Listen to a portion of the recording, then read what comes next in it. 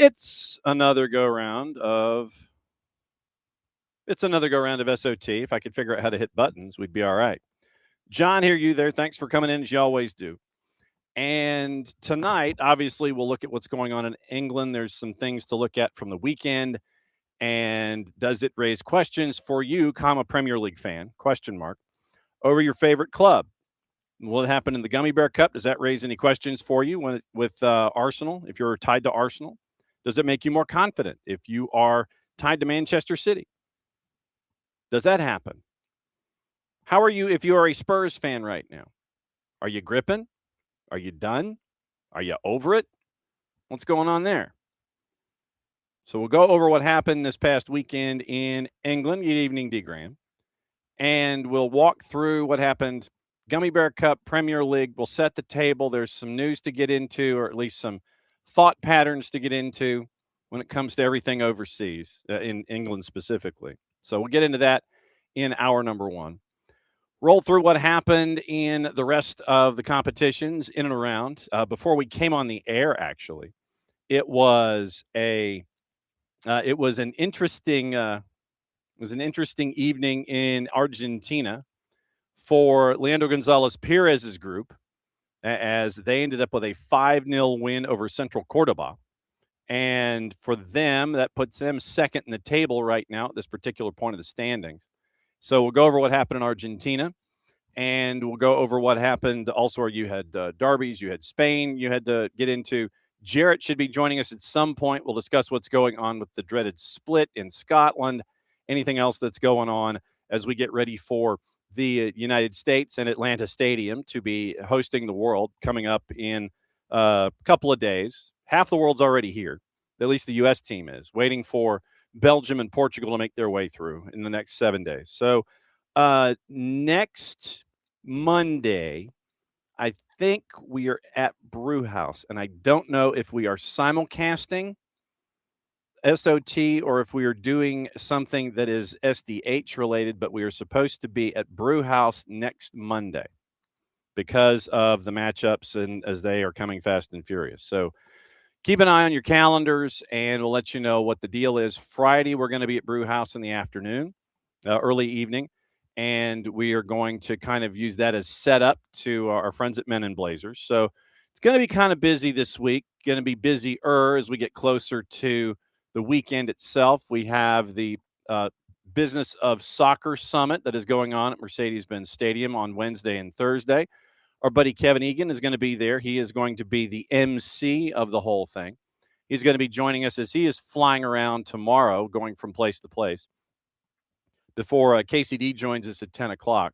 So we'll find out about the Summit of Soccer, and a lot of muckety mucks are going to be there. And I think our Madison Cruz is going to try and be there a little bit on Wednesday and Thursday. And so we'll get Maddie's reports from the Summit of Soccer and find out what is going on people's minds there. There are a lot of cool discussion groups and opportunities to sit there and ask folks important questions. So we'll see what happens at the Business of Soccer Summit Wednesday, Thursday over at Mercedes-Benz Stadium. We'll find out what's going on there with Maddie when she can hop on in the morning.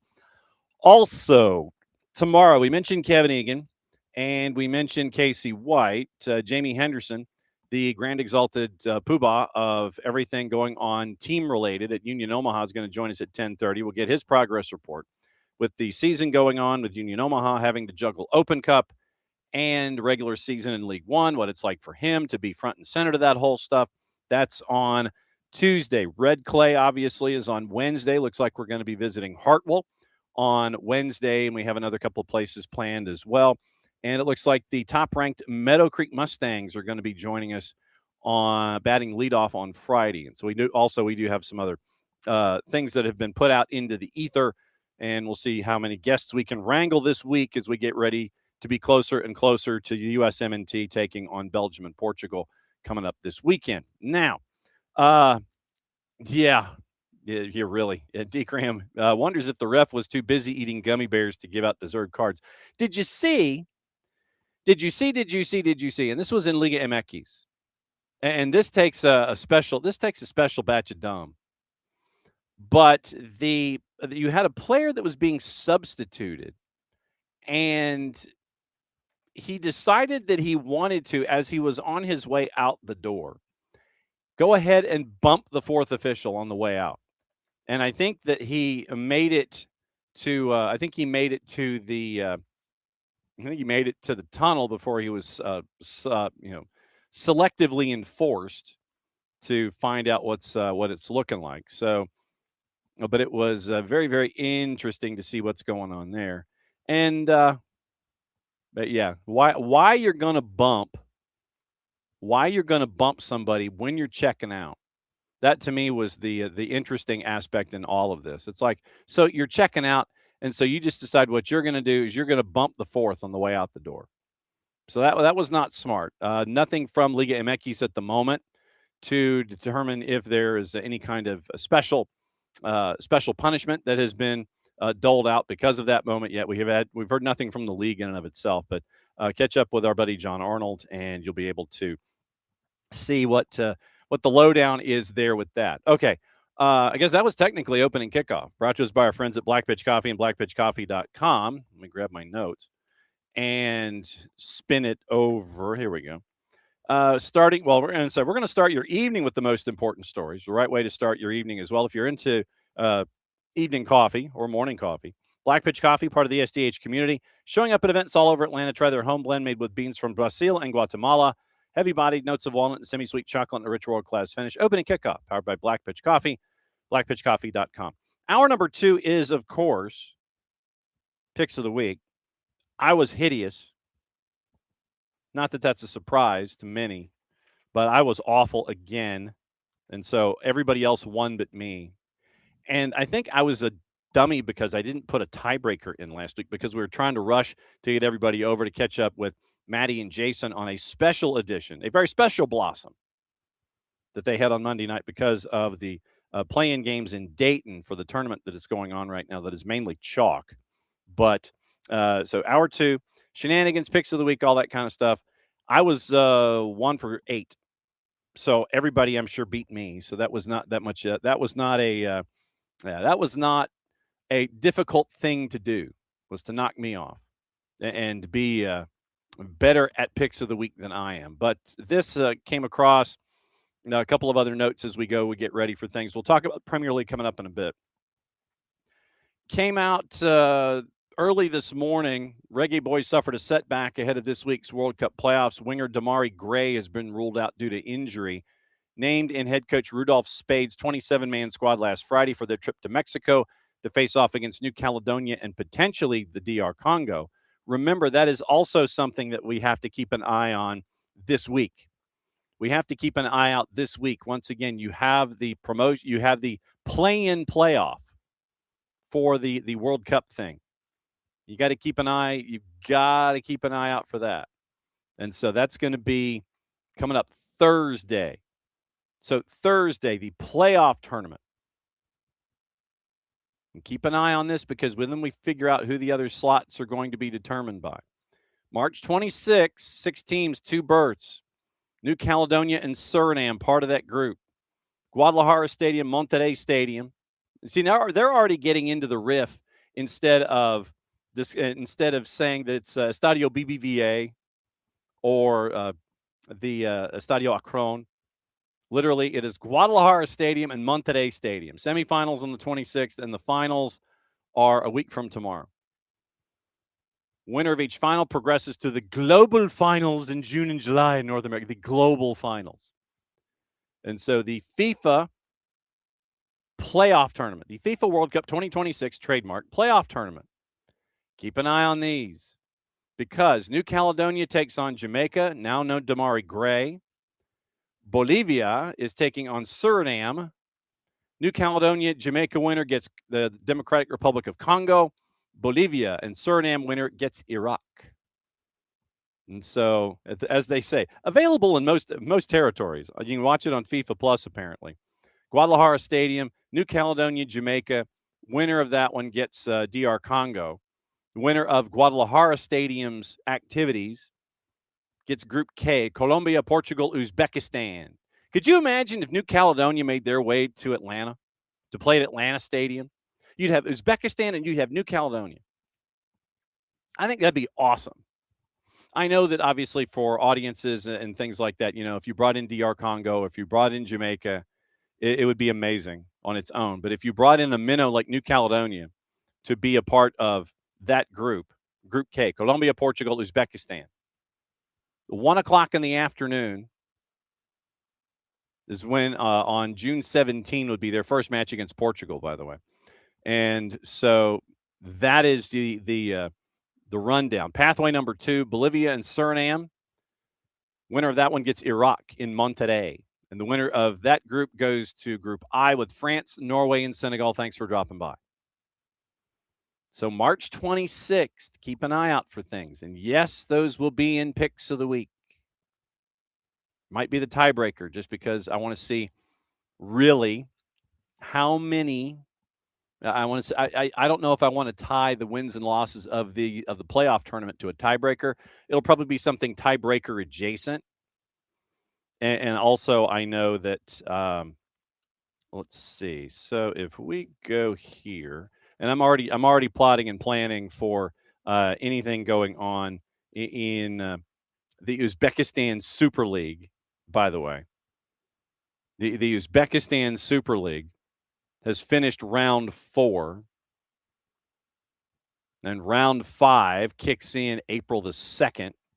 So I don't know. Actually, I don't know if we would be able to do anything Uzbeki because it looks like they get this weekend off. That's not very nice. Yeah, they get this weekend off before they roll back around. So we might have to take a week away from Uzbekistan because Super League Week 5 doesn't start until April the 2nd at 9 o'clock in the morning our time.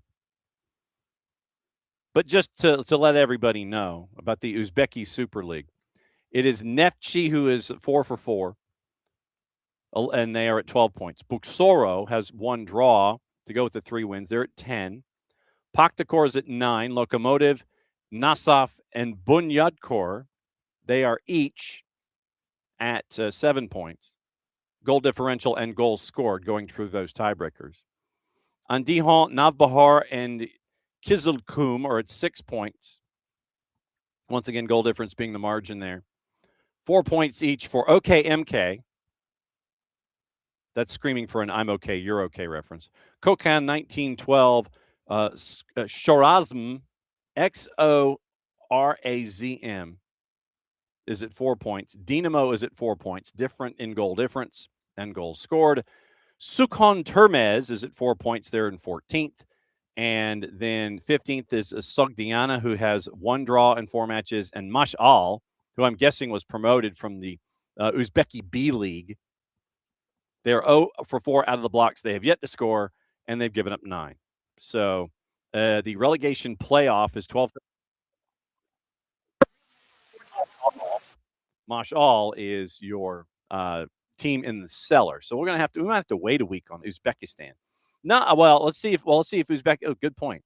So let's see if Uzbekistan is doing international friendlies. Let's go there. Sorry, I had Linda Beaver in a rollover pop-up window just blast into my ears. So that was why I jumped just a second ago, and I apologize. So Uzbekistan national team. So let's go Uzbekistan, not the U23s. But let's see with Fabio Cannavaro, and we are efforting an interview with Coach Cannavaro, by the way. We are efforting something with the federation. The 27th, so later this week, they take on Gabon and Venezuela. So they're going head-to-head with Gabon. The match is part of the FIFA Series Uzbekistan. FIFA Series Uzbekistan. This is the first I've heard of this. So FIFA Series Uzbekistan is on the 27th at 10 o'clock in the morning local time. So we're probably going to have to go here. The standings in the FIFA series Uzbekistan, this will be the beginning of said series. So they have yet to. So they talk about standings, but they haven't played anybody yet. The standings are that no one's played anybody. So the 27th and the 30th. And it looks like it's going to be on FIFA Plus. So if you are so compelled, so the 27th, we will have Uzbekistan and Gabon, and we will probably not have numbers on it, but we'll find out what the lineups could be. Our friends at SofaScore, get this. They haven't played a game yet. So God bless our friends at SofaScore, or may their God bless them. Currently, Uzbekistan ranked third while Gabon hold first position. They haven't played a game yet. They have not played a game yet. And the reason that Uzbekistan is third is because they are third in the they are third in what is referred to as alphabetical order. Gabon, Trinidad and Tobago, Uzbekistan, Venezuela. Uzbekistan is third because they start with the letter U. Silly SofaScore. So, yeah, Uzbekistan and Gabon. Actually, here, let me write that down so I don't forget it because I'm going to lose the game anyway. And, all right, so 27th, Uzbekistan and Gabon at 10 o'clock in the morning. All right, so that's one of them. We'll get there. All right, so Uzbekistan and Gabon, we know that one. That one's going to happen. And, so let me do, I know what the tiebreaker is going to be. So, unbelievable. Man, that is a nasty pop-up window. Let's see. So, all right. So I know what I'm going to do for the tiebreaker. So I got the tiebreaker, and we got one of the matches squared away. All right. So Gabon, Uzbekistan, that's going to be in Picks of the Week when we get to the games on the 27th. Okay. Now that OG has steered us in the right path, let's go over what happened in the weekend, last weekend of the Premier League, and not everybody played because of the Gummy Bear Cup. And now people are freaking out because of what Manchester City did to Arsenal in the Gummy Bear Cup final. And there has been a fair amount of analyses having to do with it. And what exactly did they do? So depending on who you read, either the Telegraph or the Independent and Miguel Delaney's work. So it came down to a couple of different things. It was basically 20 minutes where Manchester City took advantage of the way that they were approaching this matchup against Arsenal. So you read what is being said. Arsenal were outthought and then outclassed. Dominant second-half performance. Nico O'Reilly, and then he was asked after the match. He's like, yep, I think this will give us the momentum that we need. Paraphrasing. So Pep Guardiola deployed a flat four-man block up top. Forwards and then a midfielder pushing forward. So you had Arsenal's keeper and center backs in possession. That meant that Kepa, Saliba, and Gabriel, it's like they were basically the four that were there for Manchester City, almost like a front wall. It's like, okay, go ahead and pass. Go ahead and pass to Zubimendi and Declan Rice. And you had Semenyo, Cherki, Haaland, and Doku up top, and they were just like standing. Like, sit tight, not moving. And so Arsenal would have possession. And so if you look at the final numbers, you'll sit there and go, man, Arsenal had possession a lot. Well, it's because basically Manchester City was like, yeah, okay, we're good. We're not going anywhere. There we go. So it's like, we're solid. And just y'all pass amongst yourselves. And so they cut off the passing lanes up the middle and made it easy for the wings to go if either Kepa or the center backs decided that they wanted to try to pass off to the edges and try to go up the wings. They had a front four, and they were just like, yeah, okay, you're good. They were waiting for Arsenal was waiting for City's front four to jump, while City waited for Arsenal to try to pass, and then you would see the pressing happen for Manchester City and take advantage of those situations. So literally you had one dude, Kepa apparently at one point had the ball at his feet for 31 seconds. So Declan Rice, Zubimendi. Kepa had played more passes over the 90 minutes than Zubimendi did, and Zubimendi is the one who is dictating tempo. Kepa had 24 passes, Zubimendi 23. Rice and Zubimendi completed a combined total of 63 passes, which is half their season average. Rodri and Bernardo Silva completed 143. 20 minutes coming back into the second half, Manchester City decided they were going to press a little bit more aggressively. Gyökeres and Havertz couldn't get the job done. Arsenal defenders on the back foot. 45th and the 66th minute, City had 7 shots to 1, 76% of the ball. City played 144 passes in those 20 minutes, Arsenal 43. It took until, and this is from our friends at the Telegraph, it took until 20 minutes to go for Arsenal to complete their first progressive pass. 10-plus yards outside of their own defensive third. Even worse, Arsenal is that more than half of their passes in that period were played in their own defensive third in those 20 minutes. Arteta's side were pinned back, 8 passes in the final third in that 20 minutes. City had 67 in the attacking third. And so Gyökeres, when the ball was played to him on those rare chances, couldn't hang on to it. Only won 2 of his 7 ground duels and none of his 4 in the air. So 2 of 11 on the day on his duels. 32% success rate, so basically 1 out of 3 on the ground, 3 out of 10 in the air. Total 2 of 11 on the day. Kepa had a handling error. Instead of starting David Raya, you started Kepa. Starting Kepa over Raya apparently hurt them in possession. Kepa's long-range kicking was easily plucked at by Manchester City defensively. Odegaard and Eze were out due to injury, so Mikel Arteta had to work his way through that with subs. O'Reilly then, when he was asked about it at the half, Pep Guardiola said, target the space created behind Rice, the left-sided central midfielder. So attacking right, go behind that. O'Reilly steals it, scores. There you go. Guardiola's theory was that Rice was attempting to push on Rodri and Silva when City had the ball. So a 1v2. And so vacating that deeper lying midfield, creating space for Cherki to come in from behind. O'Reilly told CBS we'd seen that the space was there. Rice likes to jump onto Rodri or Bernardo. We'd seen Cherki was the free man. That's where the goals came from, right side, so it worked. And now that he has said that, he has probably also been told he's going to be running about 50 minutes worth of up-downs for spilling secrets. Or if that was a one-off and Guardiola said it was okay, then he might get a gold star. But you end up with a win, and the 5th time that Pep Guardiola has won the Gummy Bear Cup in his history there at Manchester City. So you had that happen as a final. Then also on the board, you had in the Premier League, this is where the title of the show came for this week. Could Spurs really be relegated? Could they really be relegated? At this point, you're in a fight. You are in an absolute fight.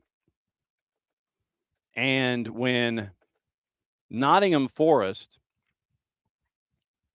thumps you to the tune of 3-0, you now have possibilities of even more managers this season. According to the Telegraph and Matt Law and Jason Burt, and what is it that we always say about having more than one reporter on a byline? They might be looking at someone to fill in a gap if they're that mad with Igor Tudor, and you've got a week to figure it out. You bump him out, you bring somebody in as a quick interim. Roberto De Zerbi is open to the gig if they survive relegation. The Spurs apparently have already held talks with him, closing in on a new sporting director. Sebastian Kiel is a fresh candidate, believed to be open to taking the permanent gig. Telegraph earlier this month said that they had held talks with De Zerbi, who's obviously out of work after leaving Marseille by mutual consent in February. But honestly, if he hasn't changed from the film that was released during his time in Montreal, or with Lyon, sorry, From the time in Lyon, if that tape hasn't been circulated, it needs to be seen about how he likes to basically give players hell during practice. I don't know if the personality of De Zerbi and the players that would be there would mesh. So De Zerbi apparently is interested if they stay up. Kiel was the sporting director at Borussia Dortmund, and he left that role yesterday. And so obviously Tudor was not available for the post-match press conference because he went to tend to his the passing of his father and the all of the stuff that is attached to that. So that's why he couldn't do any post-match duties. Juve and Lazio obviously posting messages of support on social media. And so now De Zerbi, Pochettino, favorites for the long-term post.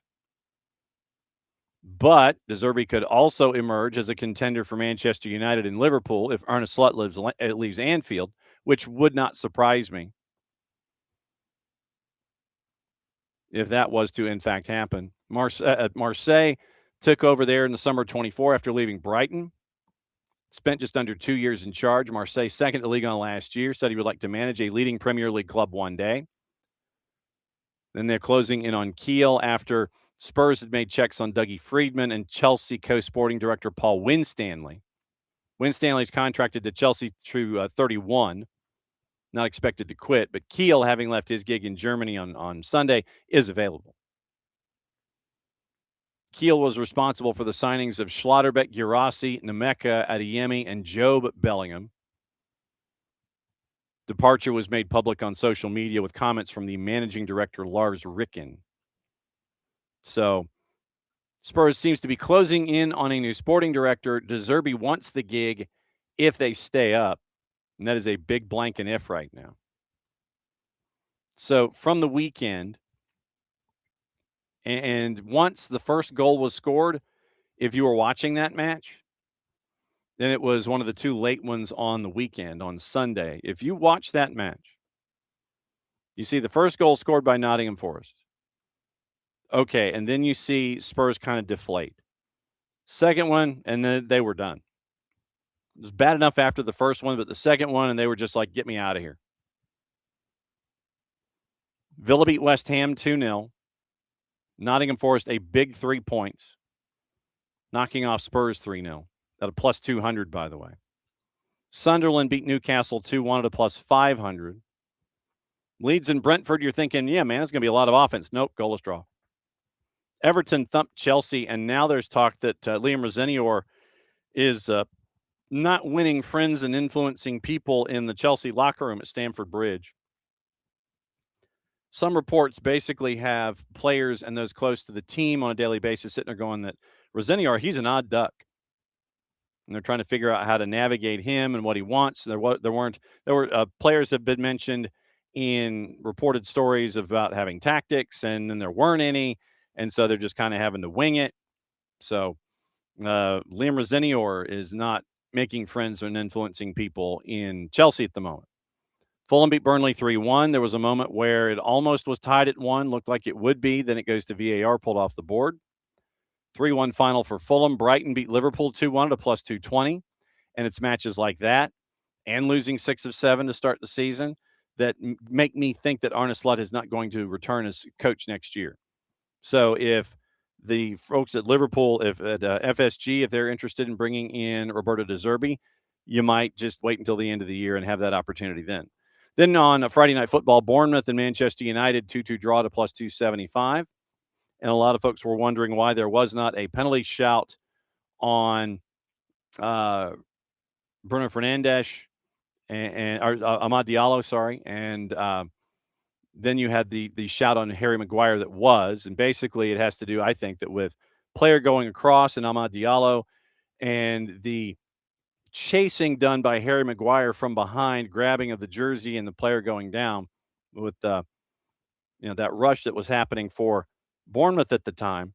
I think it was a lot easier to sit there and with a yank at the jersey, it's easier to call that as a penalty than it is for someone who's going laterally across the 18. So you look at the numbers and the standings right now. In the Premier League, Arsenal, 9 points clear, match in hand. So if Manchester City wins their match in hand, then there's a match on April 19th. If you take this momentum that has been created by Manchester City, then that is cutting the margin. And this is once again operating under the assumption that what we saw on the weekend will be carried forward and freak Arsenal out enough to where it will be a 3-point difference with an even number of matches. So then Manchester City gets ready for the sprint. Right now, the margin's 9, but Manchester City's got a match in hand. Manchester United, third at 55, Villa's at 54. After losing 3 in a row, they snapped that 3-game losing streak with the win over West Ham. Liverpool is in the last European spot right now. We'll get into that in a second. Liverpool at 49.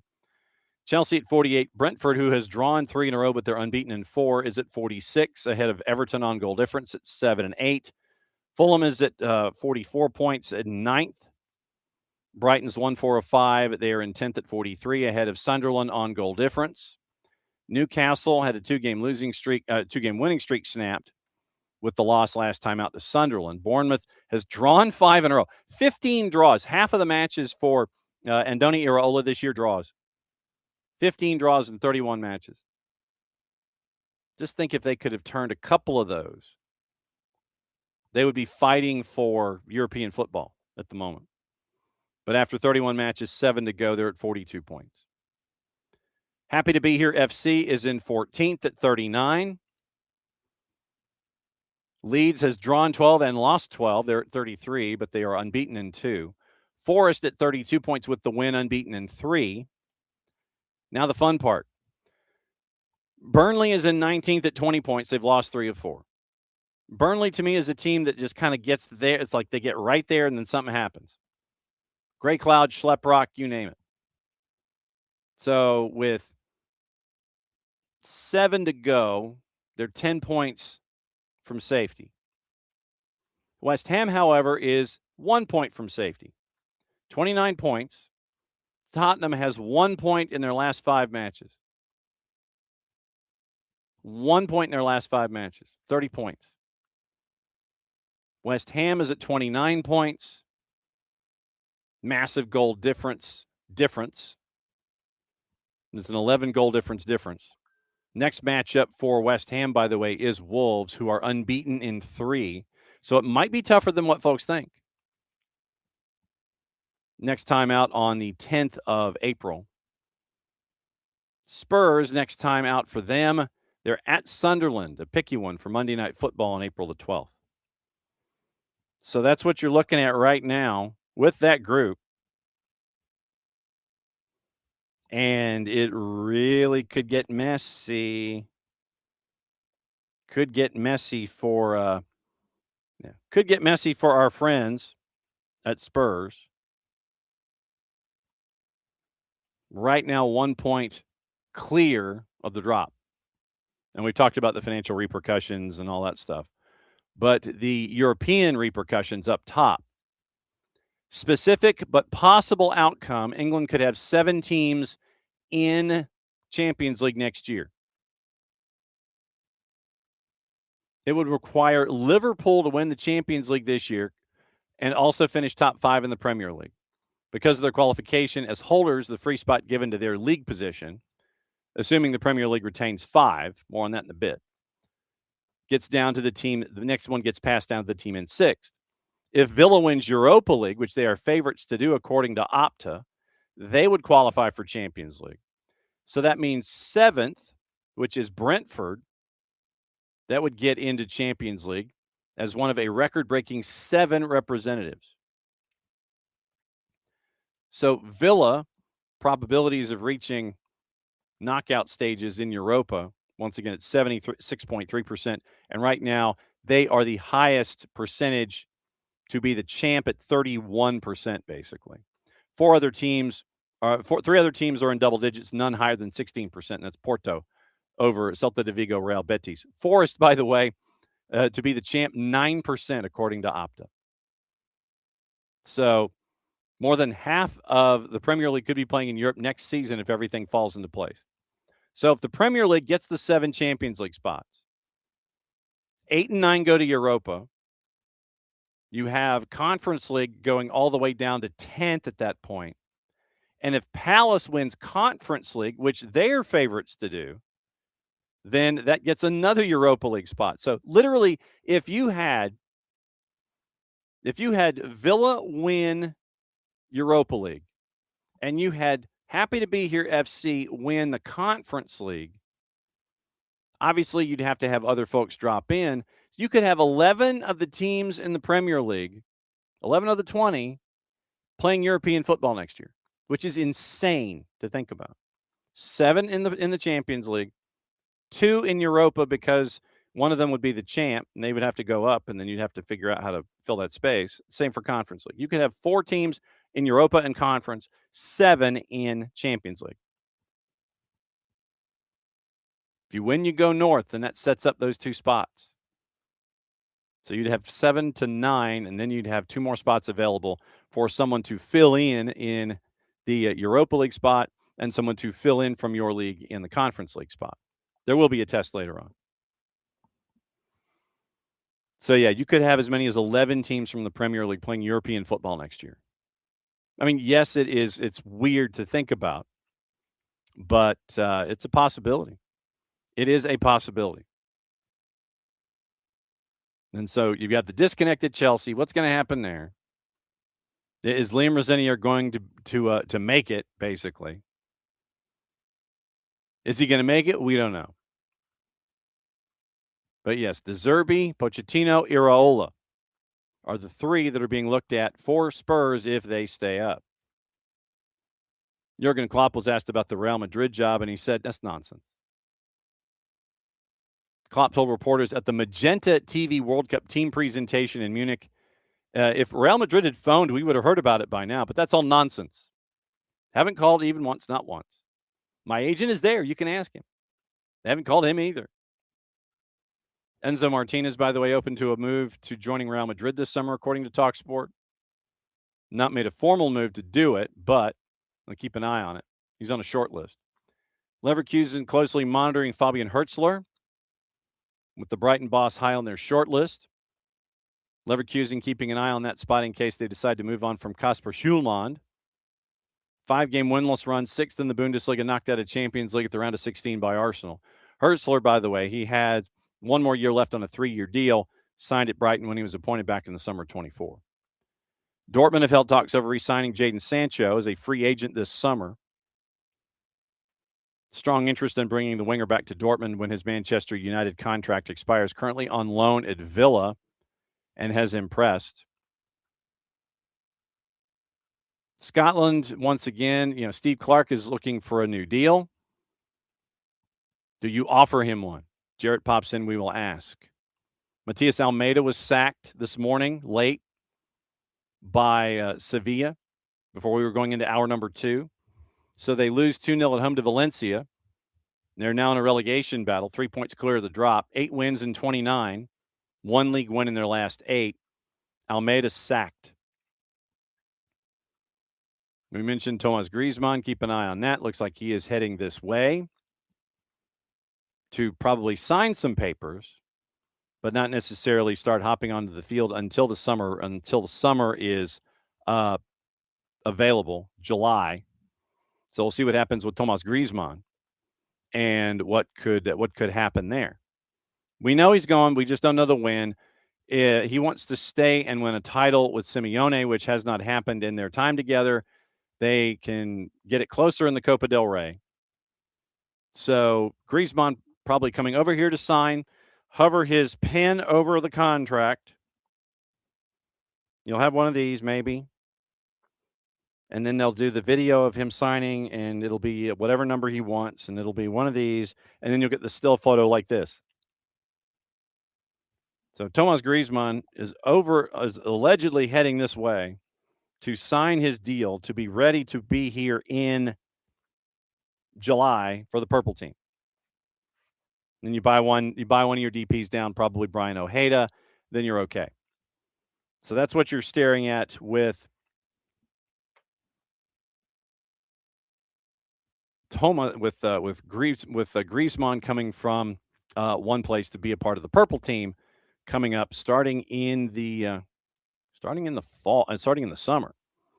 So in the summer, you could end up with Thomas Griezmann and the purple team, and you could end up with interesting times in Orlando. Would he have a say, perhaps, in who the new manager would be? Because would Martin Perelman make the cut? I don't quite think so.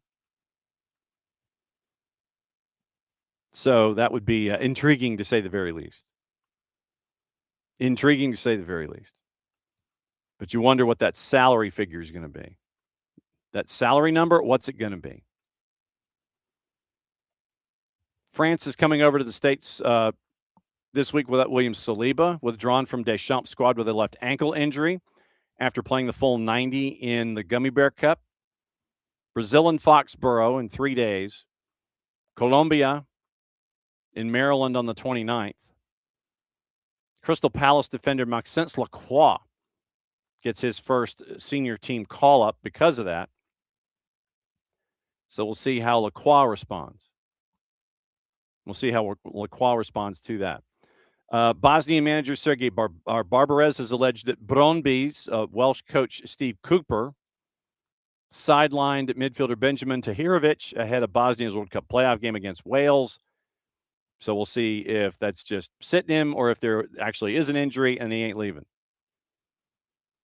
Canada squad has friendlies against Iceland and Tunisia. First senior call-up for Arabin Pepel. Injuries making a case for that. Ben White returns for England.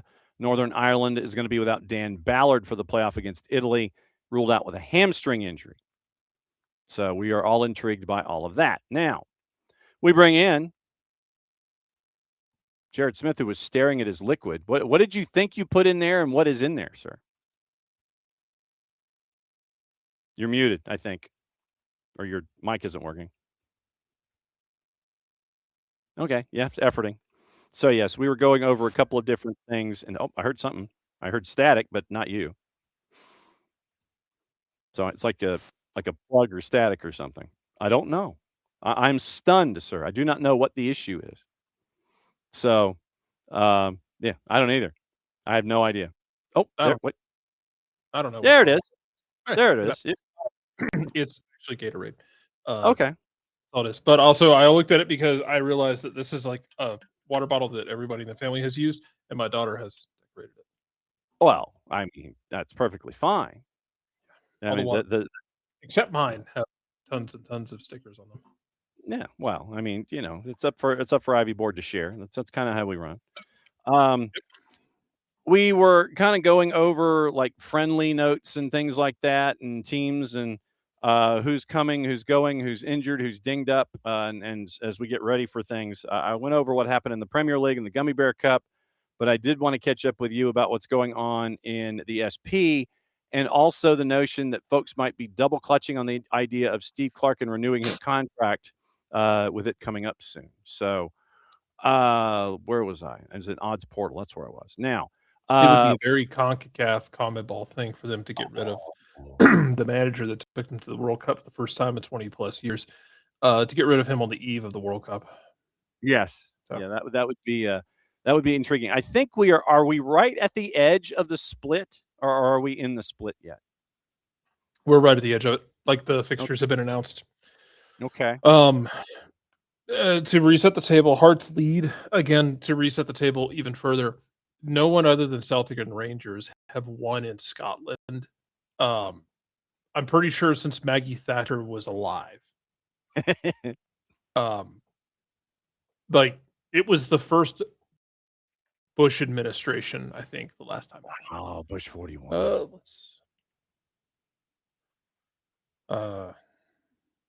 Let's see when it was. Let's see. So Celtic Rangers. I'm trying to give a good presidential reference point. Yeah, I mean it was. Yeah, so Actually, it was Reagan? before that. It was Reagan. The end of the Reagan? Yeah, it was a Reagan administration. Wow. 84, 85. Wow. So it was 1984, 1985, which is longer than I've been alive. Which used to not mean anything, but now it does because like I can see 40 starting to crest a hill on a couple of years away from that. It's a But number. oh no, it's fine. But it's been since 1980. It's been since the Reagan administration that someone other than Celtic or Rangers have won the Scottish League. So this is a very big deal. Hearts are still in first place. Rangers are in second. Celtic in third. Celtic spit the bit against Dundee United this weekend, which is very funny because uh, uh, the petty among us, those of us with MLS leanings, uh, this is like this kind of stretch of games is one of the things um, that got Wilfred Nancy fired because they weren't winning games. They were playing fine, they just weren't winning games, and they were giving up goals. Now they're not winning games, and they're just boring. Like, Oh, they're not even getting forward really. boy. Physical and um, Mm. it's very funny if Hearts wins this entire thing. It's worth noting because again, you're talking about a situation where someone who's not based in Glasgow could win the league for the first time since the mid 1980s. Like, I don't know how else to explain this.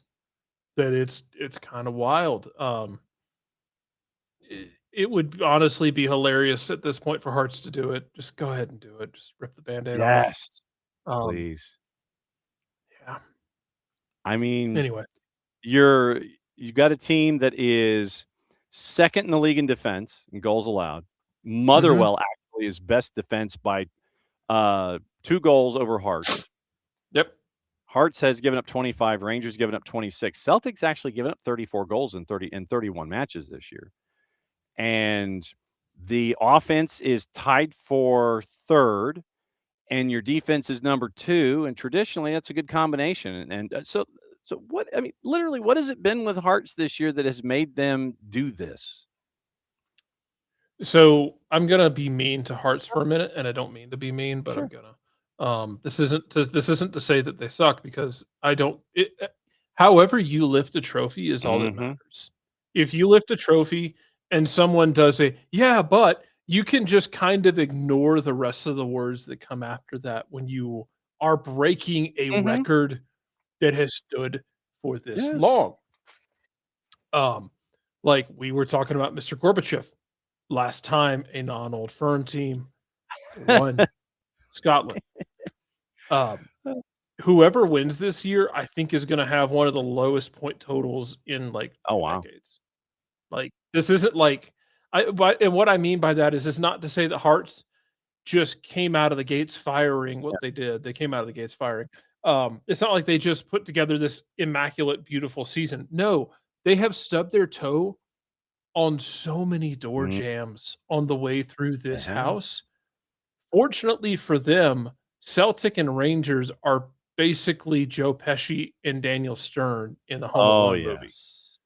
They're not stubbing their toe, they're falling through the floor or setting their hair on fire or eating an iron Ugh. from, for ironing Oh. clothes. Like, this is a catastrophically hilarious fumbling by the 2 teams that outspent everybody by all of the money known to Mhm. mankind. Genuinely hilarious. Hearts have been very good, and especially for them when you consider the spending. And very good might very well be enough, John. And that's funny to me. Mhm. And, for me, it's equally funny just because of the notion of it being somebody else and those 2 teams that have been there forever and ever and ever and ever, and you Yeah. end up with somebody coming out from lane 8 that you're sitting there going, I didn't anticipate this." Well, yeah, and that's what makes it funny. Everyone thought they would fade. Like they started the year like 6 for 6, 6 wins in 6 games, something other like that. And they were really good to start the year. And you just kind of kept waiting for the shoe to Mhm. drop. Brendan Rodgers dips out of Celtic again in the middle. Look, Brendan had to go down to the corner store, get a pack of cigarettes. He'll be right. Maybe a couple lotto tickets. Yeah, Be right he's out on the farm. John, he did not come right back. Then you bring Martin O'Neill out of the mothballs in the closet, kind of shake him out, beat him like a rug and put him out there, and you get some like terror ball results, but it works. You go ambitious with Wilfred Nancy, trigger a second civil war between MLS and Scotland, which is kind of like a constant simmering war at this point between the fans in Scotland and the United States. It fails. You go to Martin O'Neill. I mean, it's just so. It's been basically for those two teams. It's been watching Home Alone, and Hearts have stumbled a couple spots. And there's been a couple times where I thought, okay, that's it. We're Celtic out within like a point or two, and I'm like, okay, playtime's over. Playtime never ended. Like we are in eternal recess for Hearts. I like that. Eternal recess. I'll have to remember that one. I like that. That's where right now. I don't, John. It was after your time. There was a wonderful show in the '90s called Recess. It was an animated Disney show where like it was like the adventures of these kids on during recess at school. And like they're like fourth graders or something other. But the kindergartners in the show are depicted as basically an uncontacted tribe. Okay. This you were talking about like an old school playground, like a blacktop playground, yes, John. Like yeah, like anything from the 50s to the 90s where it's just asphalt, climbing dome, giant ass playground that would never pass any standards. Like someone from OSHA saw it and had a stroke. But the side of it has this just makeshift wood fencing. And then like a signs like kindergartners keep out, and the kindergartners like an uncontacted tribe, and they just kind of do their own thing. They spell it right, and they're flip feral. I think they spell it wrong, and that's just part of the charm. But that is kind of what this has been. Is like this has been recess all year long for Hearts, and at some point when you were waiting for the old firm, i.e., the teachers, to decide that playtime was over, not so much that Hearts tied them up and put them in the corner, it's that they somehow tied themselves to the tetherball pole and can't get out of it. And now there's no one to tell Hearts they can't just go do it. So they are. They are the kid on the swing who said, I'm going to go over the top on the swing. And no one was like, hey, this isn't a good idea. They just did. I don't know. I'm running out of playground analogies, but like that's where we're at with Hearts. And more power to them. It's fun and it's genuinely funny. And it will make everyone in Glasgow very upset, except for Queen's Park. But hey, they're tickled for different reasons. So for me, I'm like, yes, absolutely true, and I am I'm all for it. Give me the chaos, man. That's what I'm hunting for. Yeah, absolutely. We should always hunt for the chaos. It's the reason why Jason had to remind me to be happy about the next 2 weeks, even though I'm sad because there's no MLS action. He's right. As my unofficial job title at the bottom is, yes, Conquer Chaos, as it should be. We are getting to that point to where we might have surprise relegations. I got into Spurs and their situation right now, and the chaos. I would be. Oh, I know. I would. Not that I don't have an issue with Spurs. It's just funny that it might. It's like, dude, how could you mess this up? Well, we'll find a way. Very Spursy. Oh, it's like, where's the rake? Oh, I don't know. Bang, the buck and a quarterstaff hit you square in the Daffy Duck bill. That's what you're getting here. To trip it up and down. Bang. Dodge, parry, spin, thrust, hop. That's what you get. You are describing also the most my favorite Robin Hood. Yes. Like it's the best it's like Daffy Duck, Errol Flynn, Carrie Always in Robin Hood Men in Tights. with Keep these going. with these Kevin smallest. Costner's down Oh here. God, Kevin Costner's like down here. Yeah. It's like he's trying to do like Valley Guy as Robin Hood. Like I didn't love like I was kind of about like the one with Russell Crowe. Just 'cause I felt like I was watching the opening scene of Gladiator where they're trying to be in, like the Teutoburg Forest. And it's like I don't want a whole movie of the Teutoburg Forest. It's Gladiator in tights with It's, Russell Crowe.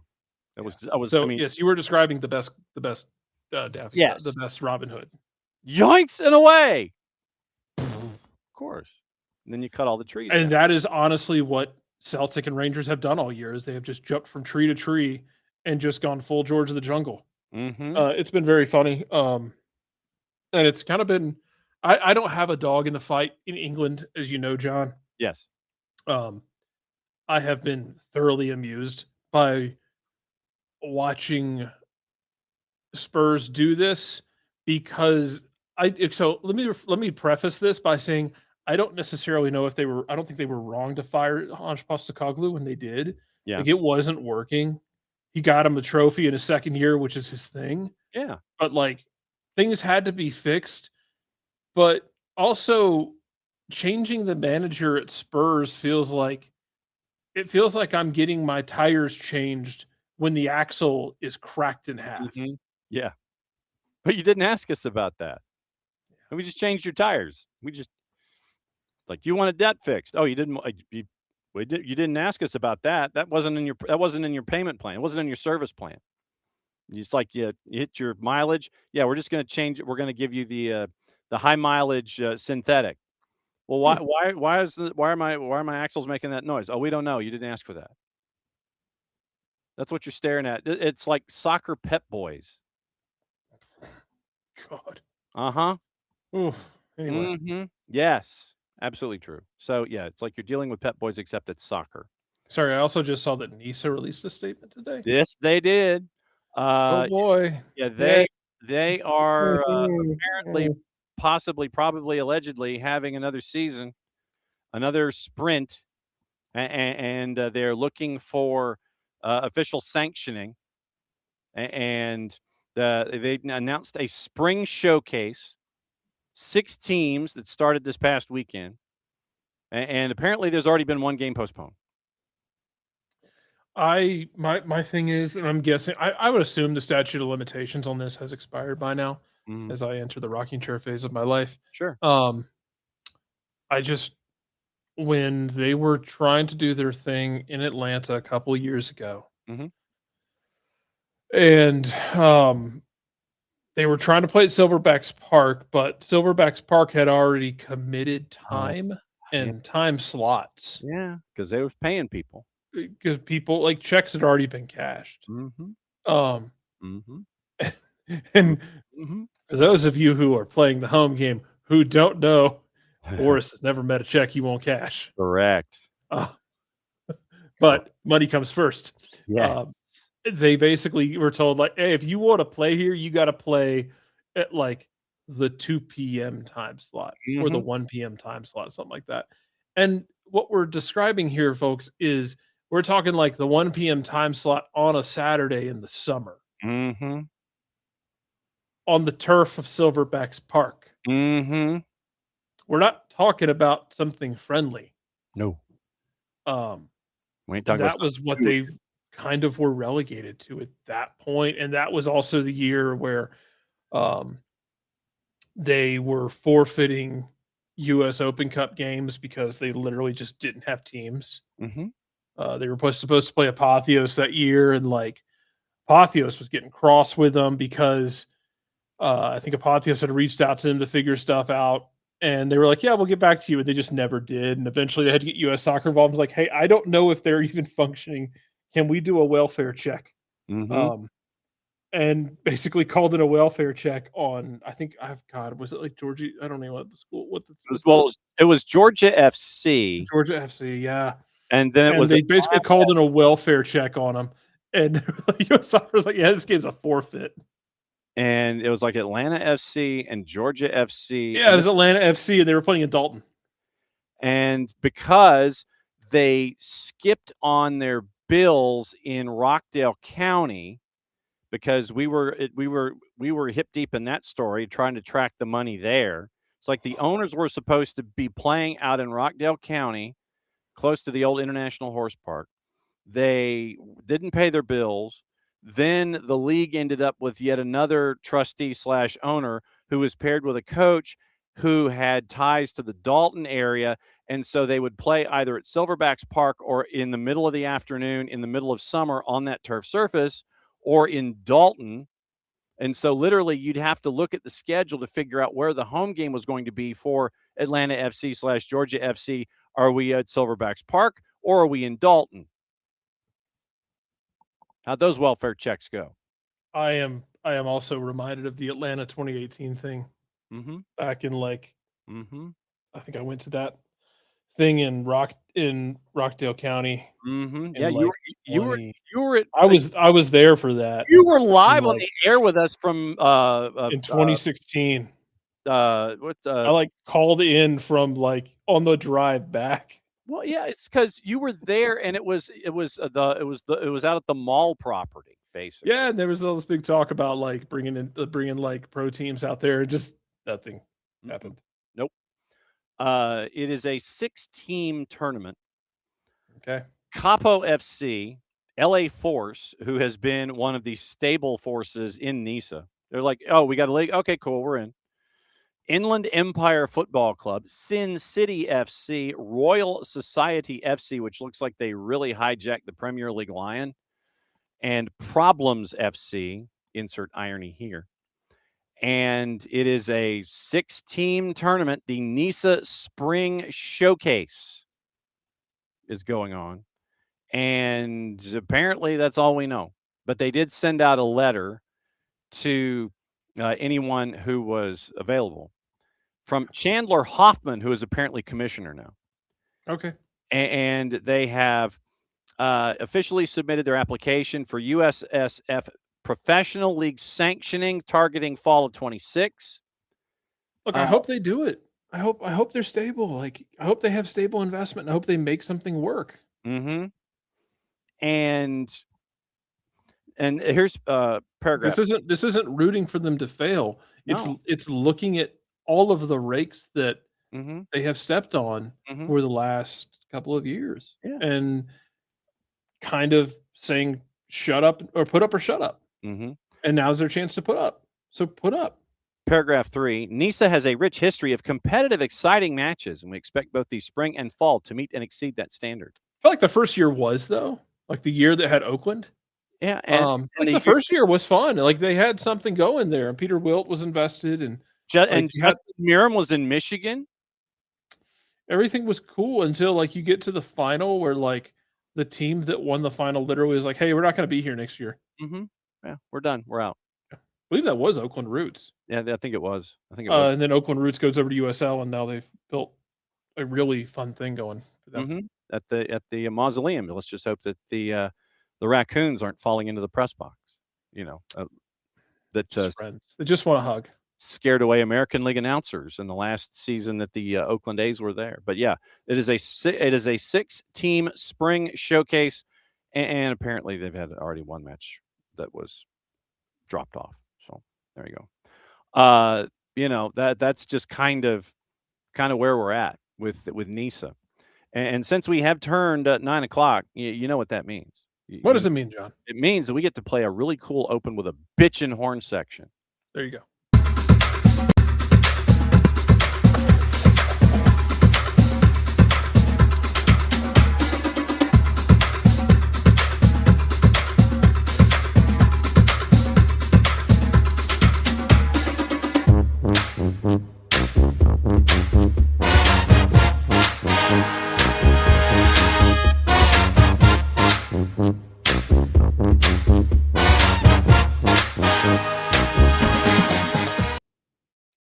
We need that band to be to play. Invite them to the summer. To the World Cup.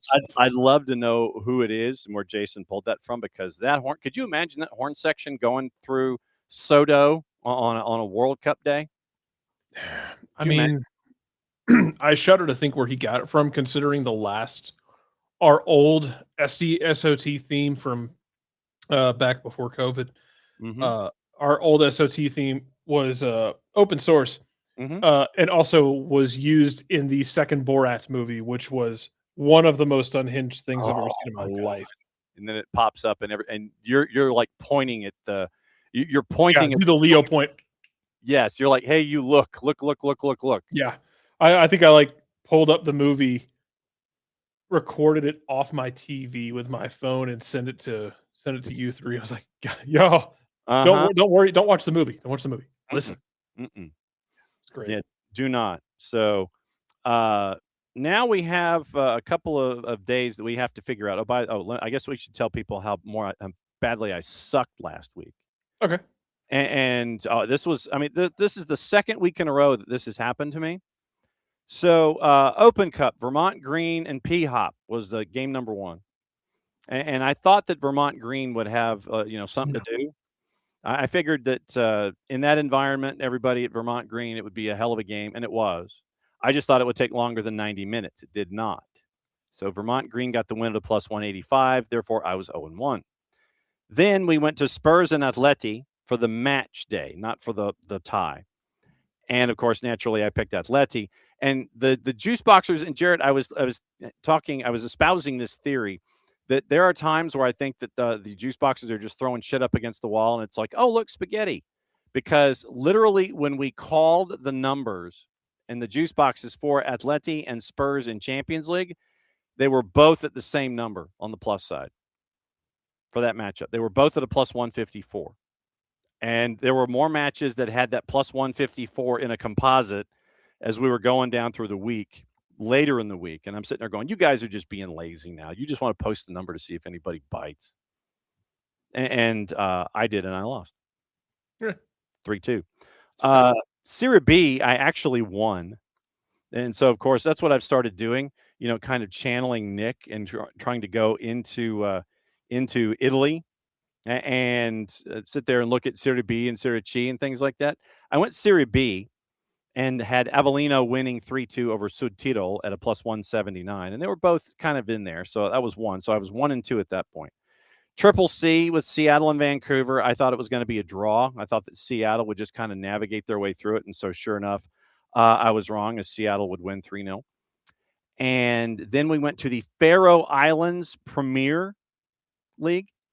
And because it was early in the season and we didn't have any numbers, it was Stremor and Klaksvik, and it was a goalless draw. And I didn't pick a goalless draw, so of course I lost. Denmark's first division, and it was Hillerud and Aarhus Fremad. And we went through the history of Aarhus Fremad because it was a funky name. Yeah. And Aarhus Fremad won. I picked Hillerud, so therefore I lost. Premier League, we wanted to do the continuing saga of Spurs going up against Nottingham Forest. I thought it was going to be a draw, and then Forest wiped the floor with them. And then we had the Sierra Leone Premier League, and it was East End Lions and the Bow Rangers. And I thought that, Bo knew Sierra Leone Premier League soccer, and I was wrong. So it was a draw. And so I went 1-7 last week, by the way. So don't do what I did. Hey, you know what? You didn't go 0-8. Well, that is also true. So that is, the only time, the soccer for good OG is like, the only time that I didn't pick a draw naturally in a situation like that, it ends up as a goalless draw. And so, I had that going for me, which was nice. So there it is.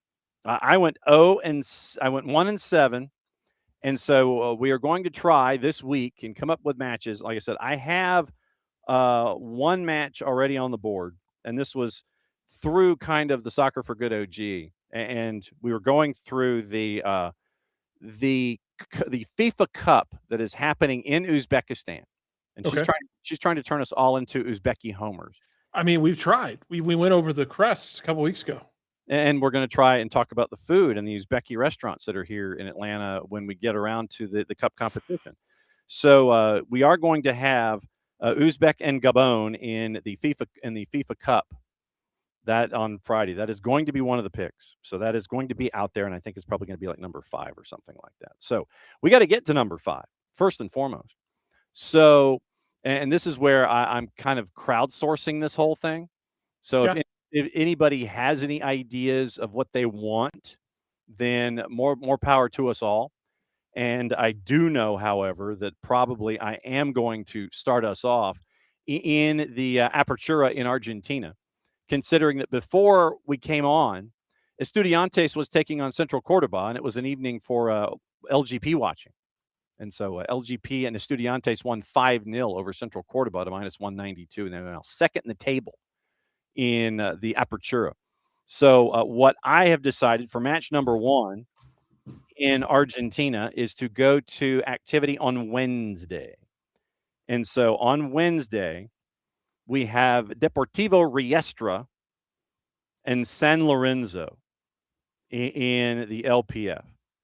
And Deportivo Riestra is a plus 145, and the draw is a plus 165. Okay. And San Lorenzo is a plus 260. Looking at the standings, and Deportivo Riestra has had a bit of a struggle here in the Apertura.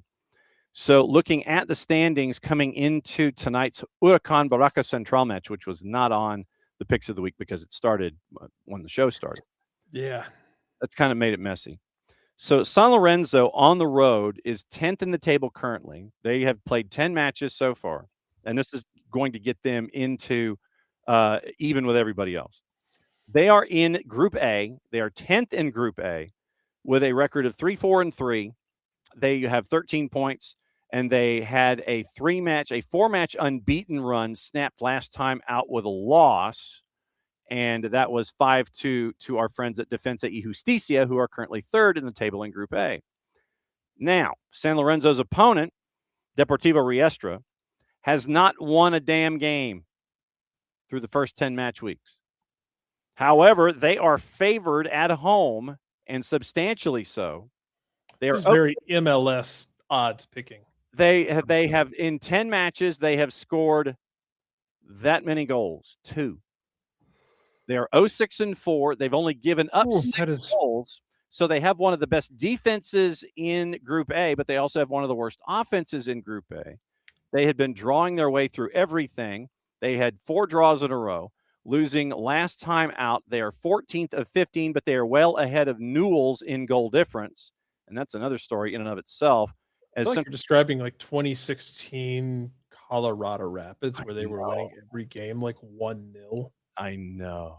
And it was like watching someone go through Passchendaele in World War I, and it was just this 90 minutes slog of defense.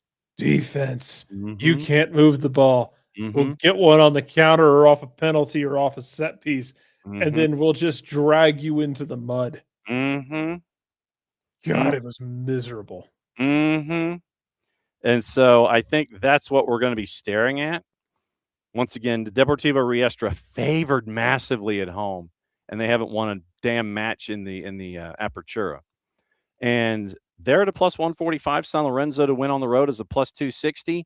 I'm going draw because Deportivo Riestra ain't scoring and they ain't giving up goals. So I'm going to go draw. Give me the road win. Okay. So you're going to take that plus 260. I'm going to take that plus 260. Right on. Okay. So with that one in the barn, now we continue to go with match number 2. And like I said, find them where you get them. Get them where you find them. There's International Week and like a Chaos International Week at that. Yes. And so here we go. I got one. And it is on Wednesday as well. Okay. And it's earlier in the day, actually. And as you are filling out the map that you are filling out for all of the countries, yes, I believe this is another one that you can check off. We go to Algeria. I'll have to check the map. I don't know if Algeria's checked. I don't think it is actually. So Morocco or something. We've done Algeria. We're going to Algeria, and here's where we're going to catch up on and get education on some kids. So it is CR Belouizdad. I was trying to get my accent in the right place. CR Belouizdad, home to MC Alger, and I imagine we know where they are. So CR Belouizdad is a plus 150, as is the draw. And MC Alger is a plus 210. I'm looking these up now. Okay. I'm just curious. Keep going. Standings in Ligue 1 at the moment. After a various number of matches because of international competitions and such, MG Alger's at the top of the pyramid. They Okay. are top of the league, and they've only played 20 matches. 14-4-2. They've scored 27. They've only given up 9. Okay. They're top of the league with 46 points. They have won 3 in a row. Our friends at CR Belouizdad have only played 19 matches. They are at 32 points, but however, they have won 2 in a row, and they are unbeaten in 4. So they are unbeaten in 4, hosting the league leaders in MC Alger. And that is where we are. So CR Belouizdad. Neither one of these crests are like speaking to me. So okay. So okay. I mean, they're nice. They're very just clean, classical crests Yeah. with color, with the colors and the MCA. It's fine. Like it's not a bad crest.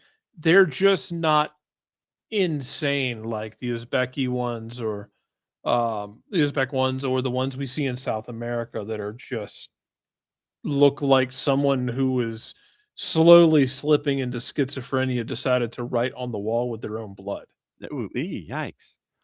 CRB was founded July 15th, 1962, 10 days after the independence of Algeria, as Shabab Riyadi de Belcourt. And they're also the Shababists, the Reds, the Belouizdadis, and the Belcourtois. And they have played at their current home ground at 20 August 1955 Stadium ever since. Belouizdad also used the Nelson Mandela Stadium for home matches. They have traditionally worn a white home kit with the red trademark V on the front since their inception. They have produced several clean. I mean, it's fine. The white. I like the away white. I kind of dig it. The Belouizdad has produced several notable players, established itself as a major force in both Algerian and Maghrebian football during the 60s and 70s, 10 major trophies in 8 years. One of the most successful clubs in Algeria and has the most trophies in the capital city.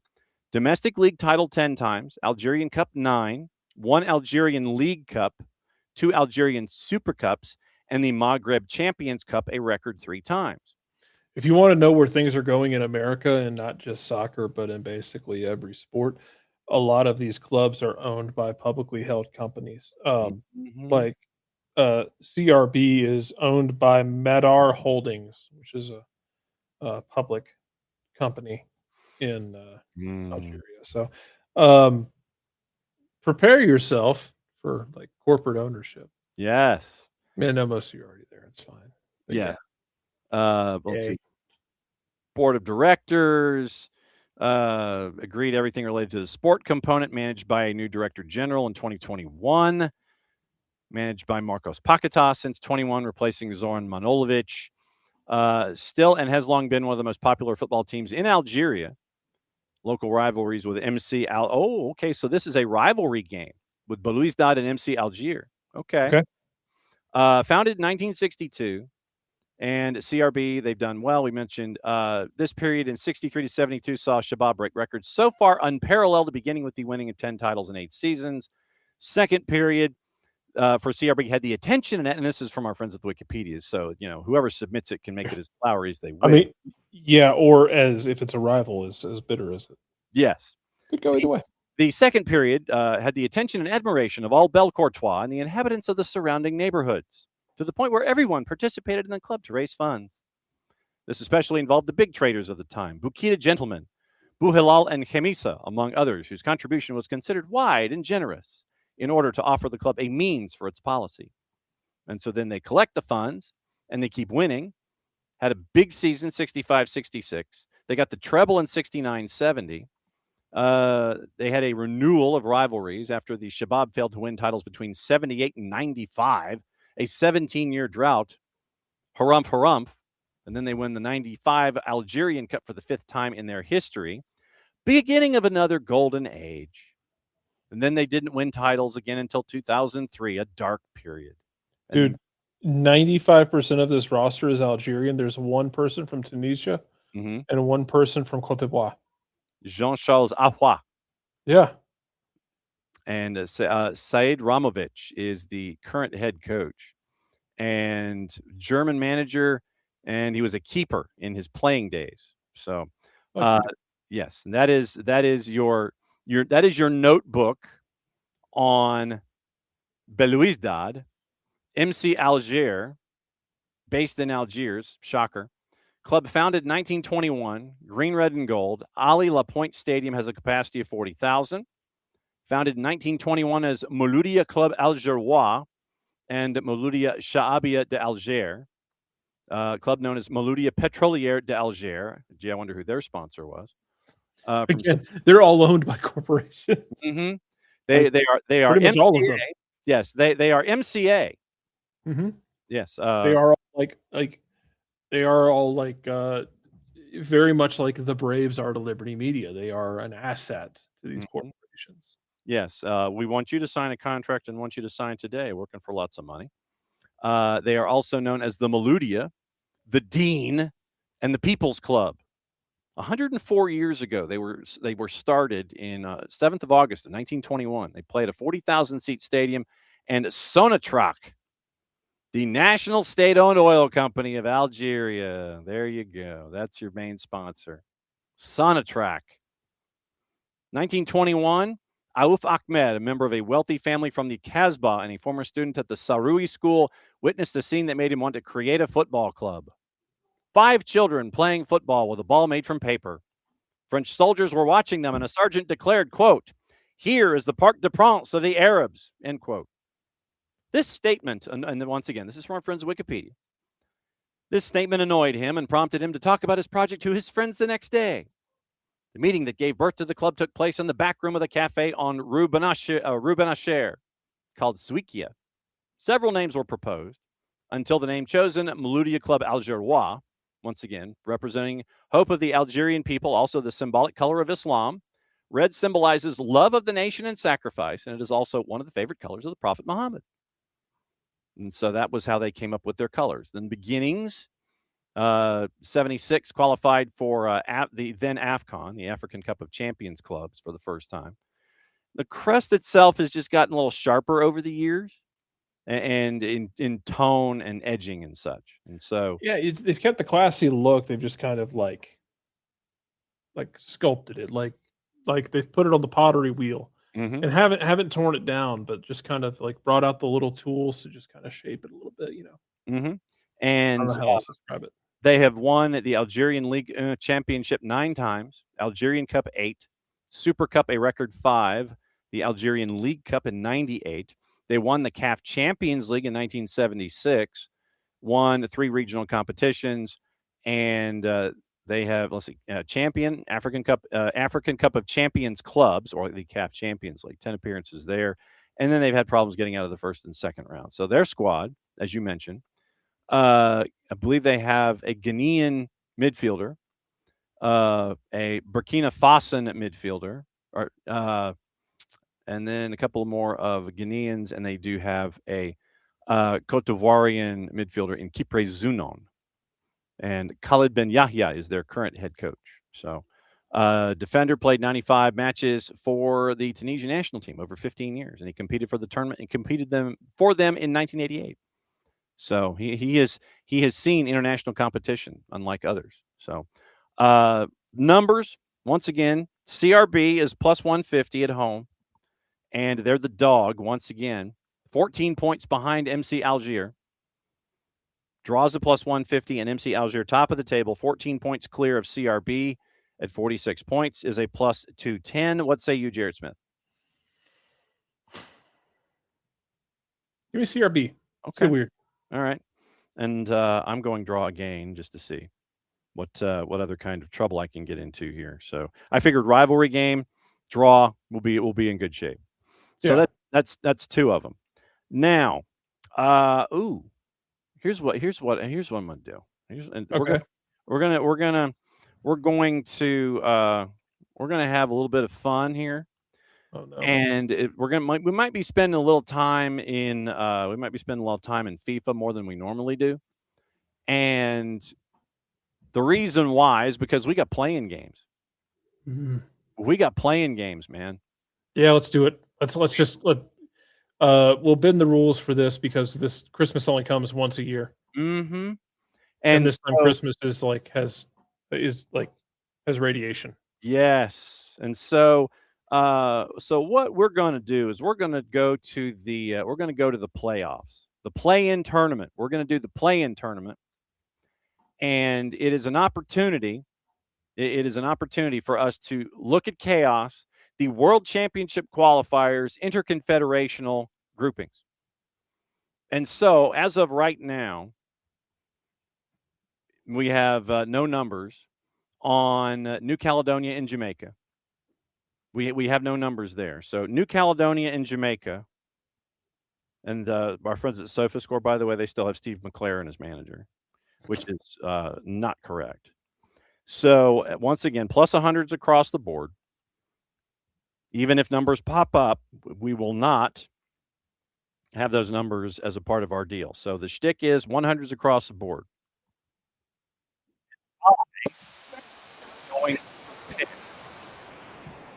Caledonia just because I can. I'm picking New Caledonia because I can.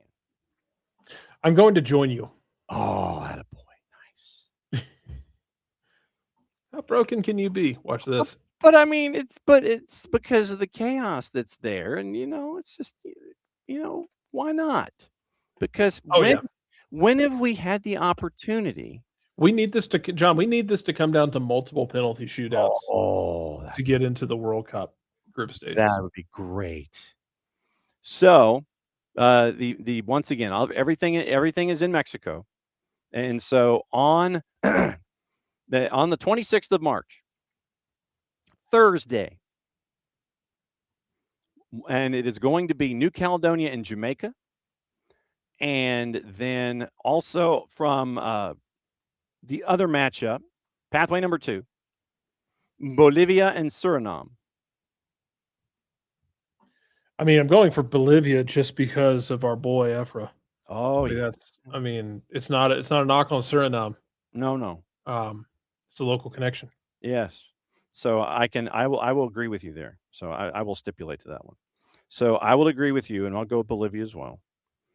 And so that gets us to match number 5. And it is that tournament in Uzbekistan, because what we like to do, obviously, is sit there and go, well, it's Uzbekistan, and you got to do something. And so we're going into that tournament that is being held in Uzbekistan, and maybe we'll get numbers on it. I have no idea. And yes, I've mentioned that we are trying to effort an interview for Nick to catch up with Fabio Cannavaro for the number 52 ranked team in the world. 10 o'clock in the morning, our time. So I'm guessing it's probably on some turf surface somewhere. And it is in the FIFA Series 2026 Uzbekistan with the opportunity to pick Uzbekistan and Gabon. We're picking Hmm. I don't want to necessarily pick Uzbekistan and Venezuela 3 days later, but for that tournament, for that particular tournament with Uzbekistan and Gabon, I mean, you're going to have Denis Bouanga playing against Uzbekistan. I'm choosing Uzbekistan because we're adopting them like our children. Okay, all right, I see where you're going, but I wonder. So, all right, so let's look at this for a second. Let's look at this. So you're picking Uzbekistan. I'm going to pick Gabon. No offense to Uzbekistan, but I don't think they have the scoring that is Don't attached care. to. Clear hearts. Yeah. Okay, Kyle Chandler. All right, I'm with you. So now, yeah, can't lose. So once again, plus 100s across the board. Now, That cast has an Oscar, by the way. Now. So if I was Denis Bouanga, say, and I'm trying to get from Los Angeles to Uzbekistan. So if I'm trying to get from LAX, obviously I'm also plotting for an extra 5 or 6 hours at LAX before I get onto a plane, unless Denis Bouanga grabs himself a PJ and gets out of maybe John Wayne or something. So let's figure out what's the largest city in Oh my God. Was it? You'll know this, John. This is your neck of the woods. I don't know if it was John Wayne I flew out of when I flew out of Santa Barbara. Mm-hmm. If you flew out of Santa Barbara, you probably were out of what's the one up north? It's not Van Nuys. But it looked like something out. It looked like an extra set from Casablanca that they forgot to tear down. Yeah, that'd be about right. Yeah, I loved it. This isn't a criticism. This is a compliment. Yeah. No, absolutely it is. Oh, and Soccer for Good. I don't know if pre-check or clear matter anymore. I think everybody's just being shoveled into the same line every single day. Yes. So, what's the damn airport? I'll find the airport for you. Sorry, because I didn't mean to stick it in your crawl. Well, no, it's like the. Let's see. All right. So you look for the airport that's north of LAX, and it's not. Yeah, It's super close to there. It's north of the city, and it's not. Santa Barbara Airport. Would it be SBY? Santa Barbara Municipal Airport. It could be. It could be. There's also one that's a little bit more inland than Santa Barbara itself. Like literally, instead, it's like in a line. If you went around the curve, it would be like LAX, that airport, and then you go around the corner to Santa Barbara, unless you're flying out of Santa Barbara itself. And then if you're flying out of Orange County, that's when you fly out of John Wayne. Okay. So yeah, there's I'm checking past flights to see. Yeah, so it's like it's just like area airports that are in that region. It's like I said, it's north of LAX, but it's kind of tucked away in the mountains a little bit, like when you start to make that turn, and it's up in there, and there have been flights there in the past. Okay, so if I wanted to fly from LAX to Tashkent, Uzbekistan, which is where I imagine that's where they play. This capital city, So if I'm flying from LAX to Tashkent, Uzbekistan, just how long would it take me if I was Denis Bouanga, or if I was flying coach, or if I was flying business? How long would it take me to get from John Wayne to Tashkent? From LAX to Tashkent, because if you're at BMO, you're right there at the mausoleum. Find out. And so I'm plugging in a flight plan. So Denis Bouanga, let's say April 1st, he flies back. So if he flies from LAX to Tashkent, just how long would it take him? And there's a limited time offer. Okay, so flights to this destination. Give you a date, damn it. Sorry. This is what I'm saying. So, all right, fine. I'll fly tomorrow. Then let's do it this way. There's nothing tomorrow either. All right. So if you're going LAX to Tashkent, what do you? So then book me a damn flight, people. I'm working on it. So I got it with 2 stops. Okay. 24 hours and 40 minutes. Okay, so it's a day. All right. So what are your 2 stops? JFK and Munich. Like this flight is sold out. By the way, I'm shocked. SLC and ICN. Hey, why are you coming here? Why are you flying to Salt Lake? I don't know. That's crazy. Yes, correct. What are you doing? I'm looking. Hold on. Salt Lake. Salt Lake? What is Salt Lake to Seoul? Oh, you're going the other way. ICN is Seoul. Okay. Yeah, so you're so flying... I got one that has 1 stopover in Seoul, and it is 32 hours. I don't think you're going to get a direct flight. No. Because you're getting into, this flight is taking so long, people are going to die from like deep vein thrombosis in their legs. Yeah. So let's say 32 hours each way for at least 24 hours minimum. Yeah. So you're flying from LAX to Salt Lake City to Seoul. And Salt Lake City makes sense, by the way, because it's a Delta hub. Yeah. And so you're going from Salt Lake City to Seoul, and then Seoul to Tashkent, Uzbekistan. On what airline? That was on Delta. Okay, so a Delta or a Delta Oh, Flyer, Delta affiliate. Delta affiliate adjacency. Yeah. Okay, so all right, so Let's see. 32 All of hours. these are sold out for. Let's see. Premium selection not offered. Delta One. Yeah, that's Uh, highfalutin. I know it's highfalutin. The cheapest one I can find is $2,900. Oh well, Denis Bouanga I think could afford that. So I I think, think you can afford that. or the national team could afford it for. Well, I don't know if Gabon's national team could afford it, but so either 24 or 32 hours. Let's say 32 hours. So if Denis Bouanga left Los Angeles after the matches on, let's see, did they play? They played on Saturday night, I think. So if he went to go, if he left, let's see, when was LAFC's match? LAFC played Probably gonna be a in later Austin. game. Okay, so in Austin on Saturday night. So you figure after the match, they fly back to LAX. They probably took their own fun country flight, and they went back to LAX. So he deplanes, gets in bed, gets up in the morning, and he's flying Sunday morning out of LAX yesterday. So he landed in Uzbekistan to meet up with his national team. Let's see. So if he left, say 8 o'clock, Oh. 8 o'clock in the morning, 4 o'clock. So 4 o'clock this afternoon, our time, which would be 4 o'clock in the morning. Well, no, actually, probably You know, early morning Tuesday in Uzbekistan.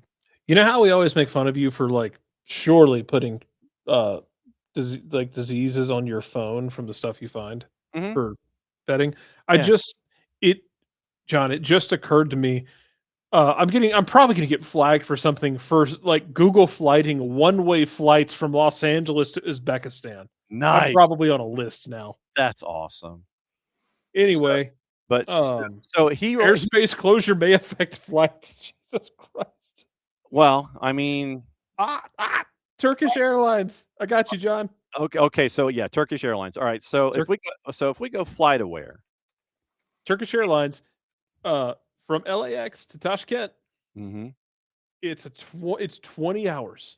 Okay, well, that's not Like, you too. stop in Seoul, and I'm guessing you, like, hop off the plane in Seoul, hop on another plane like you're in Denver. Yeah. $698, I can get you there. See, now Nick would go. Oh, Nick I'm is going too. yeah, so, I mean, $700, that's not bad. Yeah. So sign in with email, and so I'm getting in my this is a long check from a long time ago. So what I'm trying to figure out is the flight path, and because you mentioned how things were gonna be, like, a little out of whack, for flight plans and flight space and things like that. I mean, it'll be story time with John here in a second. Okay, so all right, so let me log into FlightAware because I want to see where his issues may be as he is going forward here. So Look at the maps. yeah, Look at so I'm some gonna look maps. GMWXPH. Okay, so So I've done that flight across the uh, Pacific. It sucks. uh, It's just miserable. yes. So All right. I So mean, you're flying over China. okay, well I mean that's all right. I mean It's there's not bad. no, that's not there's nothing there. China's cool. Uh huh. Um, you're flying through all of the stands, Okay. like all of them, and some of them are not always stable, John. Yes. Um, Agreed. there are moments where they are not always stable. You're flying through Mongolia, probably. If we take into account the curvature of the Earth, I would assume you would fly in that kind of looping pattern. Yeah, you're doing the great circle basically. Um, that would take you north of Beijing, Okay. into Mongolia, over the Gobi Desert, which is right up there with like, dude, I once flew over Siberia, and Why? let me tell you, I was coming back from China. Okay. Um, and when you do it because of the curvature of the Earth, you fly up, and like you're like leaving Beijing, you kind of like go over the edges, like over like Vladivostok, which is on the eastern edge of Russia. Mhm, mhm. But you're like flying when you look out the window, if there's no clouds, it's just icy tundra. And all I could think is like, if this plane crashes, I better die. I Mm, don't want to have to try and survive out here. I feel the same way about the Gobi Desert. mm. Um, so it looks like you would go through Mongolia. Okay. Let's see. What's the flight number, by the way? Oh Jesus. Now I'm definitely gonna end up on a list.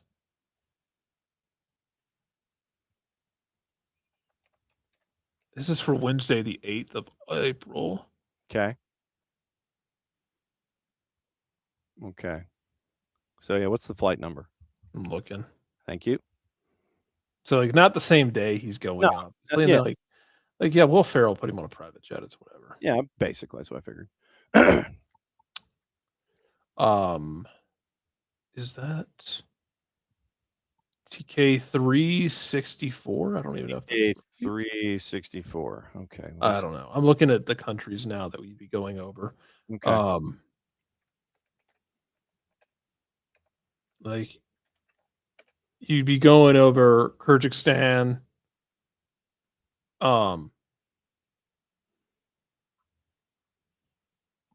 Yeah, man. Like you'd go over some pretty cool stuff, but Yeah, you don't want to fall. you don't want to have it. You don't want to have an unscheduled landing. No.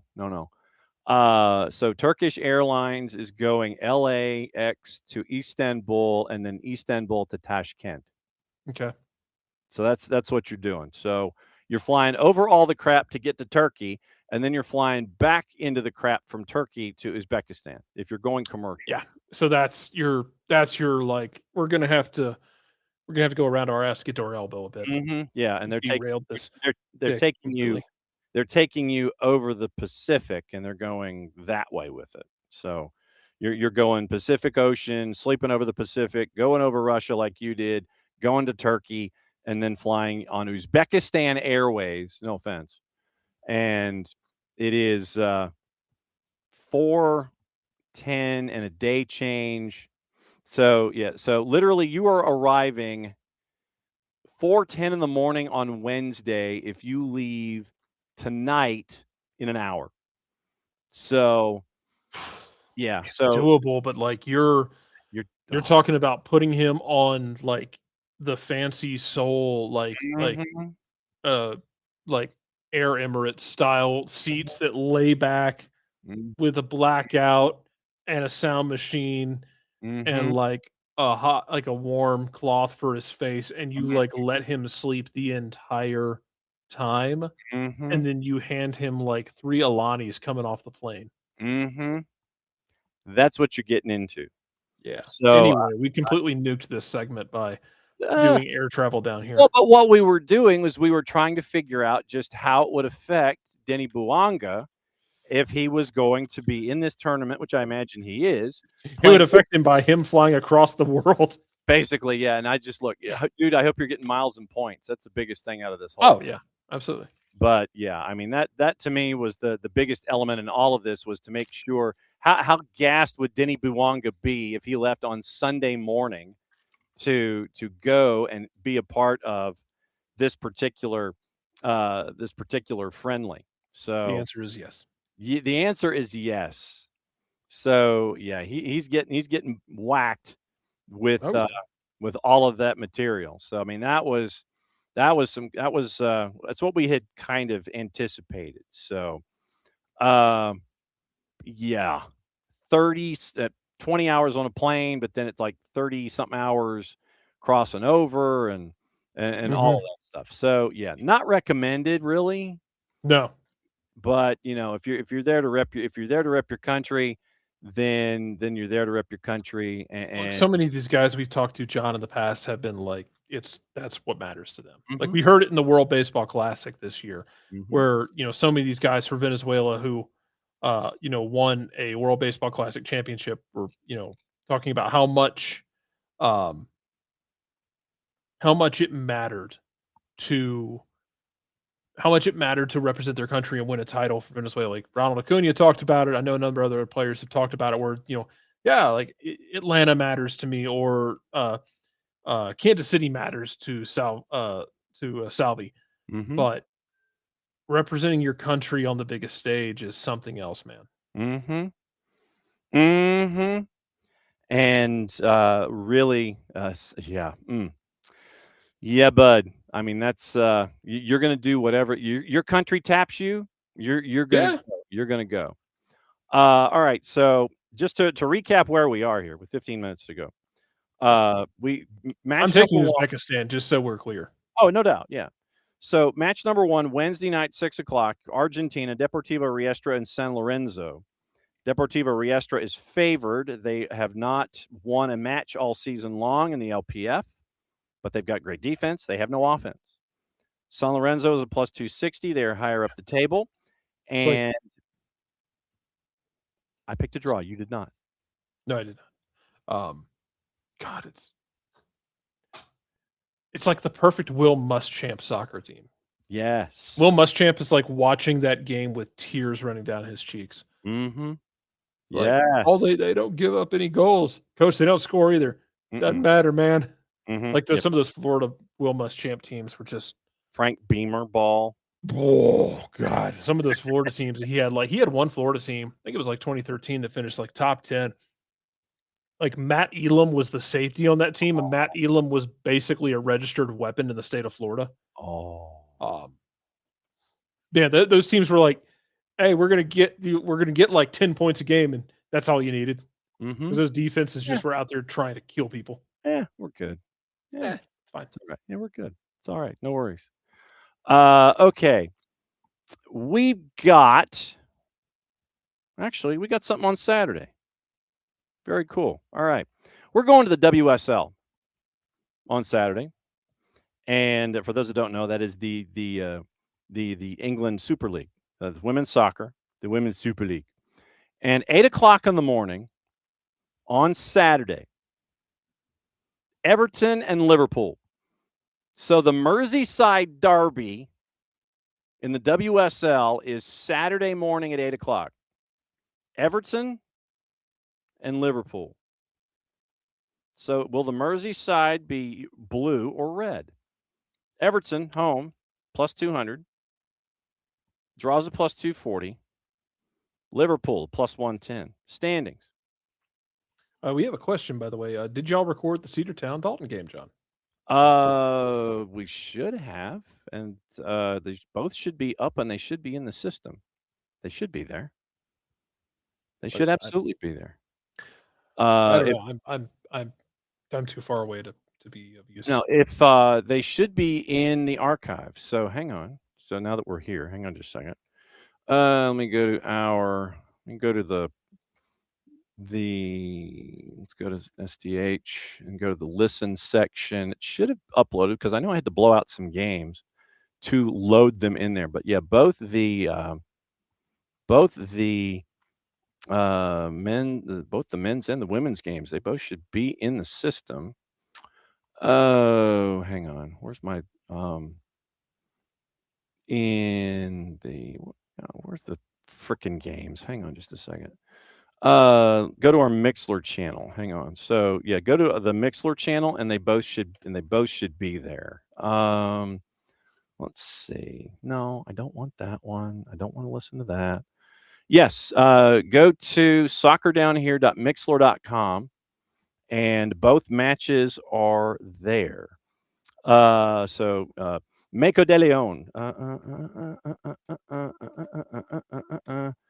and soccerdownhere.mixlr.com.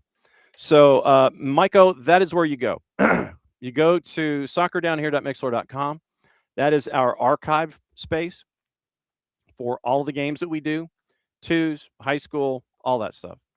If we do something that is over the air like here, that goes on the podcast platform. So wherever you get your favorite podcast, this will be downloaded over there.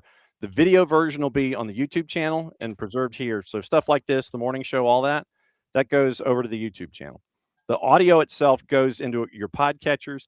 The games that we do, high school games, twos, all of that goes right there.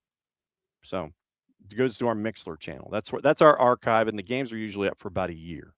So, yeah. So, Maiko, thank you for coming in. Don't be a stranger. So I'll leave that up just for folks. So Everton and Liverpool, match number 6 of our 8.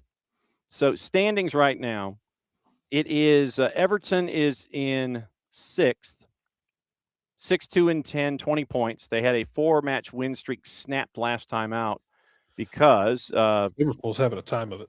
oh boy. And so this is so last time out, it was losing to Manchester United 2-1. Manchester United second in the table. And literally it's like 2 groups. You have the haves and the have-nots. And Liverpool is 10th in the table, 3 wins in 18, and they've hit each column once in their last 3. So Liverpool on the road, favored at Everton, who had a 4-game win streak snapped. Everton's a plus 200, draws a plus 240, Liverpool's a plus 110. I'm going Everton. I don't care. I'm going Everton in that one. Yeah, I'm going Everton just because I don't the trust one game it. they've lost in the last 5. They've won 4 of their last 5, and Liverpool's just down bad. And I'm like, I'm not picking that. No. It ain't personal. No, it ain't personal, Paul. None of these picks are ever personal except when they are. Yes, And exactly. generally, they have to do with other teams in the South. Don't worry about it. True, absolutely. Yeah, because I was going to do something in the A League, but the margins are too big, and I was going to, it's like, no, that's not going to work. That's not going to happen. Not working that way. Then let's see. We've also got. I don't want to do that one. So, I know where I'm going. I've just got to figure out which one to pick, and if we're really going to have something completely and totally sicko, or if it's going to be manageable sickoness.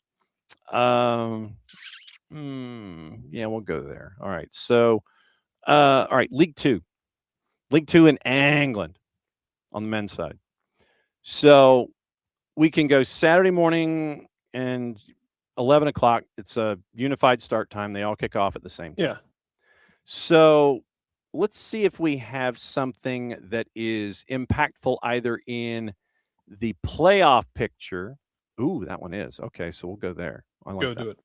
All right, so it is right now looking at the next matches. Notts County is having to do a double match week. And so, kind of keeping an eye on them. And you're like, okay, do we do that one? What do we go here? Do we do in this one or what? The one we are going to do, Barnet and Cambridge United, because they're directly affected by Notts County's double match week. Okay. Cambridge United, 3rd in the table right now, and they are traveling to Barnet. So EFL League 2, 11 o'clock on Saturday morning. So Cambridge United traveling to Barnet. Cambridge United, 2 points ahead of Notts County as of right now. Notts County plays tomorrow, and if they win, then Cambridge United goes back into the promotion playoff positions instead of the automatic promotion spots. So Cambridge United, 20 wins, 72 points, and they are currently 3rd in the table. Barnet, on the other hand, the home team, is 12th. They are 5 points out of the promotion playoffs, and it is chaos trying to get in because Grimsby's at 62. They're in the promotion playoff. They're in the last spot. 6 teams separated by 5 points to get that last promotion playoff spot with 7 matches to go on the weekend. So Barnet at home trying to get in and closer to the promotion playoff spots. Cambridge United having to stare at Notts County to figure out if they're going to start the weekend in 4th or 3rd and try and be in the automatic promotion places. Now, the numbers, he said. Barnet at home is a plus 170. Remember, they're the team that is 5 points out of the promotion playoff right now. They need to win bad. Draws a plus 225. Cambridge United is a plus 150. So what say you, Jarrett Smith? Give me Barnet. They got to have it. Okay. So you want as much chaos as possible. Yeah. You want everything I want locked this to be messy. as it should be, as it absolutely should be. I want those footy scran videos to be responsible for numerous required visits to get balloons put into people's arteries. Oh, that'd be awesome. I'm going to go Cambridge United. They're going to stare at the matchup that they had with Grimsby that was set for tomorrow has been postponed, so they're going to have a double match week later. Notts County is going to Oldham Athletic tomorrow at 3:45. Then Notts County is the early game on Saturday, so they've got some choices to make, but it's at Harrogate Town. So Notts County, they got to piece it together tomorrow and on Saturday morning. Cambridge United staring at it all. They need a win at Barnet to keep things going where they're in third. I'm going with Cambridge United. So now that sets up the last match. And it also has ties to what's going on in the tiebreaker. And for that, we go to Atlanta Stadium. Mm. We're going to Atlanta Stadium to pick the first match of the window on the 28th of March at 3:30 in the afternoon. The U.S. hosting Belgium in a World Cup friendly.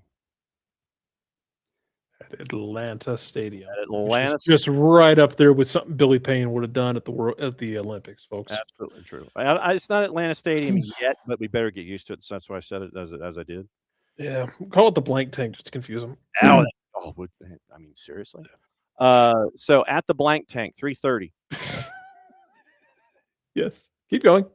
Power through. The U.S. is a plus 188. Okay. Your draw is a plus 250. Belgium is a plus 135. What say you, Jared Smith? You know what? Hmm. Give me Belgium, and Mhm. people will lose their ever-loving shit once again on Poach because US MNT, Twitter, Blue Oh, Sky, Instagram, Live Journal, oh. MySpace, whatever the hell you are on, Mhm. is the most reactionary, juvenile, pathetic slop you can possibly imagine. They have the attention span of a 4-year-old who was just handed some cotton candy, and I Ooh. take them exactly as seriously. Probably less so because when the cotton candy runs out, the 4-year-old is gonna be a bigger problem in my life than a Uh, bunch of US national team fans who are going to blow up their accounts mhm. over a friendly, and I think give me Belgium in a Okay. good game, like a fun game, like Okay. where US looks good because 'cause we've seen them get better and better and better, but for some people, if their national team does not play like they are on the sticks on FIFA on rookie mode, then Mhm. something is wrong, and we throw our hands up in the air and flip tables. And harumph. That's yeah, because I guess we can't be adults. Mhm. Anyway, Yes, and so I'm going draw. I think it's going to be a crazy fun draw, but I think the U.S. is going to score late. I think Kevin De Bruyne has a moment of magic, basically as a healthy Kevin De Bruyne, he does normal things. I do So not trust Belgium in the World Cup. no, I don't either. No, I never have. I figure you'll have De Bruyne connecting with Lukaku, and he will miss a wide open net at least once. But I feel that if De Bruyne combines with Leandro Trossard, that'll be a goal on the board. I think it'll be probably 2-2 is my guess. So I'm anticipating crazy, but I'm going draw, which leads me to the tiebreaker, sir. Okay. Number of fouls called in this match. Called in the match, Mm-hmm. man, like 23. Okay. So I had 21. Yeah. So I figure you're gonna. I don't know who's the man in the middle yet. We don't know that assignment at the moment, but we will find that out and see if we have either undersold or oversold what we were looking at. So to recap, 8 matchups. Hopefully, I win more than one. We start in Argentina Wednesday evening at 6:00. Deportivo Riestra San Lorenzo. Algeria League 1, CRB and MC Algier. New Caledonia and Jamaica on Thursday, and then Bolivia and Suriname to follow. Since we don't know who's going to be playing DR Congo and Iran, we just decided to let that one lie. So we're going to go with the 2 qualifiers. New Caledonia, Jamaica, Bolivia, Suriname. Both of those are at 100 plus 100 across the board. Then we went to the Uzbekistan Cup tournament FIFA creation for Uzbekistan and Gabon. Once again, hundreds across the board. WSL on Saturday morning, Everton and Liverpool, Merseyside derby. Then we went to League 2 in the EFL with Barnet and Cambridge United, and then we wrapped with the World Cup friendly with the U.S. and Belgium. The tiebreaker, how many fouls called in the match? So that is the rundown. I will post it in the Discord, and remember, you have until Wednesday to do your research. So there you go. Before we get out of here, what else is on your mind that you have not had the chance to talk about? Well, NWSL started. I know it's domestic. I'm cheating. Doesn't matter. Doesn't matter. no, you haven't been uh, on the show, so you got to talk about whatever you want. Yeah, NWSL started. A lot of fun to get something to fill your domestic quota that might need to be filled. Get in on that. I don't know how you fix Philadelphia. No. Come No. on the morning show and talk about it. No. I don't know how you fix them. You talked about it briefly. I don't know. Like, I'm waiting for Scotland to do the stupid, with their managerial situation. God only knows. I'm also always waiting for England to do the same thing. The funniest outcome in the world to me, John, would be if Garrett Southgate went to another country and won a major trophy. Yeah. Mm-hmm. I understand that. I can understand that it was time for him to go. Like, Mm-hmm. he'd run his course in England. But I also thought he was a better coach than he got credit for. Yeah. Absolutely. No, I Yeah. think that. I think Where that I'm you're at. spot on. I think that you look at, but in coaches in those situations that are of the highest crock pot, you're not going to approach things logically, especially because every tournament is supposed to, it's coming home. It's always going to happen until it doesn't, and then people freak out, and obviously it's the coach's problem. So, Graham Potter, I think he recently signed a contract extension for another 3 years, I think, and so he's going to be in national team. He's going to be in national team colors for 3 years, and I think that as long as things continue to go, fairly even, that he'll be in a gig that he'll dig. He'll be a happy man, be left alone for the most part in Scandinavia. And I think that he will kind of go off into the perpetual sunrise. And I think he'll do okay, because there might Yeah. be an understanding about, you don't have to be so damned reactionary each and every time. But of course, it's coming home. We know. We know this. I'm glad that you were able to drop by. Yeah, so am I. For the record, I feel like the it's coming home thing. I remember thinking like, oh, is this how England feels when USA lost another World Baseball Classic? Mm-hmm. This must be how England feels all the time. Mm-hmm. At least England sometimes is like, they're fun to watch. Like, some of those Garrett Southgate teams were fun to watch. Like, they were talented, they were fun, they did fun things. U.S. baseball team was just not fun. They No. were just so, like, grumpy and took Yes. things so seriously. Yes. Even when they said afterward, they're like, we didn't mean to come across like that, or that's not how we were. We were portrayed incorrectly. I'm like, man, it felt that way from everyone watching you, that you turned this into a military exercise while Mhm. all of Latin America was out there dancing and winning. Mhm. So Mhm. yeah, that's how it felt to everybody, guys. Mhm. And the puck This was must be how England felt. yes, and the puck was not yours to keep. That's the other thing. The puck was not yours to keep, sir. Hmm. It was not in your possession. It was not yours.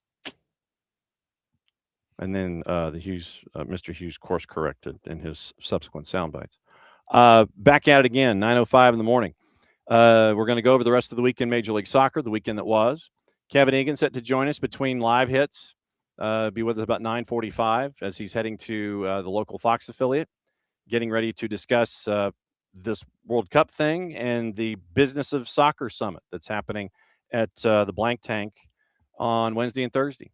Bunch of folks from around the planet coming in one place to discuss the growing business of soccer, and Kevin is emceeing the thing. And hopefully our Maddie Cruz will have some stuff on Wednesday and Thursday that she can report back from said gathering. And it is a gathering, capital G. It is that many important people in one place. So Kevin's going to join us 9:45. Casey D is going to join us, Casey White, at 10 o'clock. Jamie Henderson, Grand Exalted Front Office Poobah, Union Omaha. We're going to find out what it's been like for him once again. What's he learning about himself after he's left Atlanta United?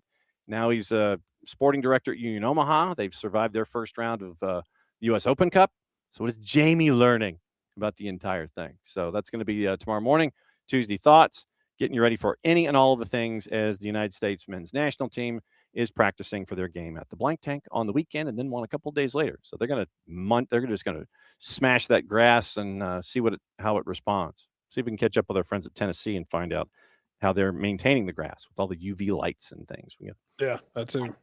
Find out about that. So since you are here for the first time in a long time, sir, send us home. Mucho platio.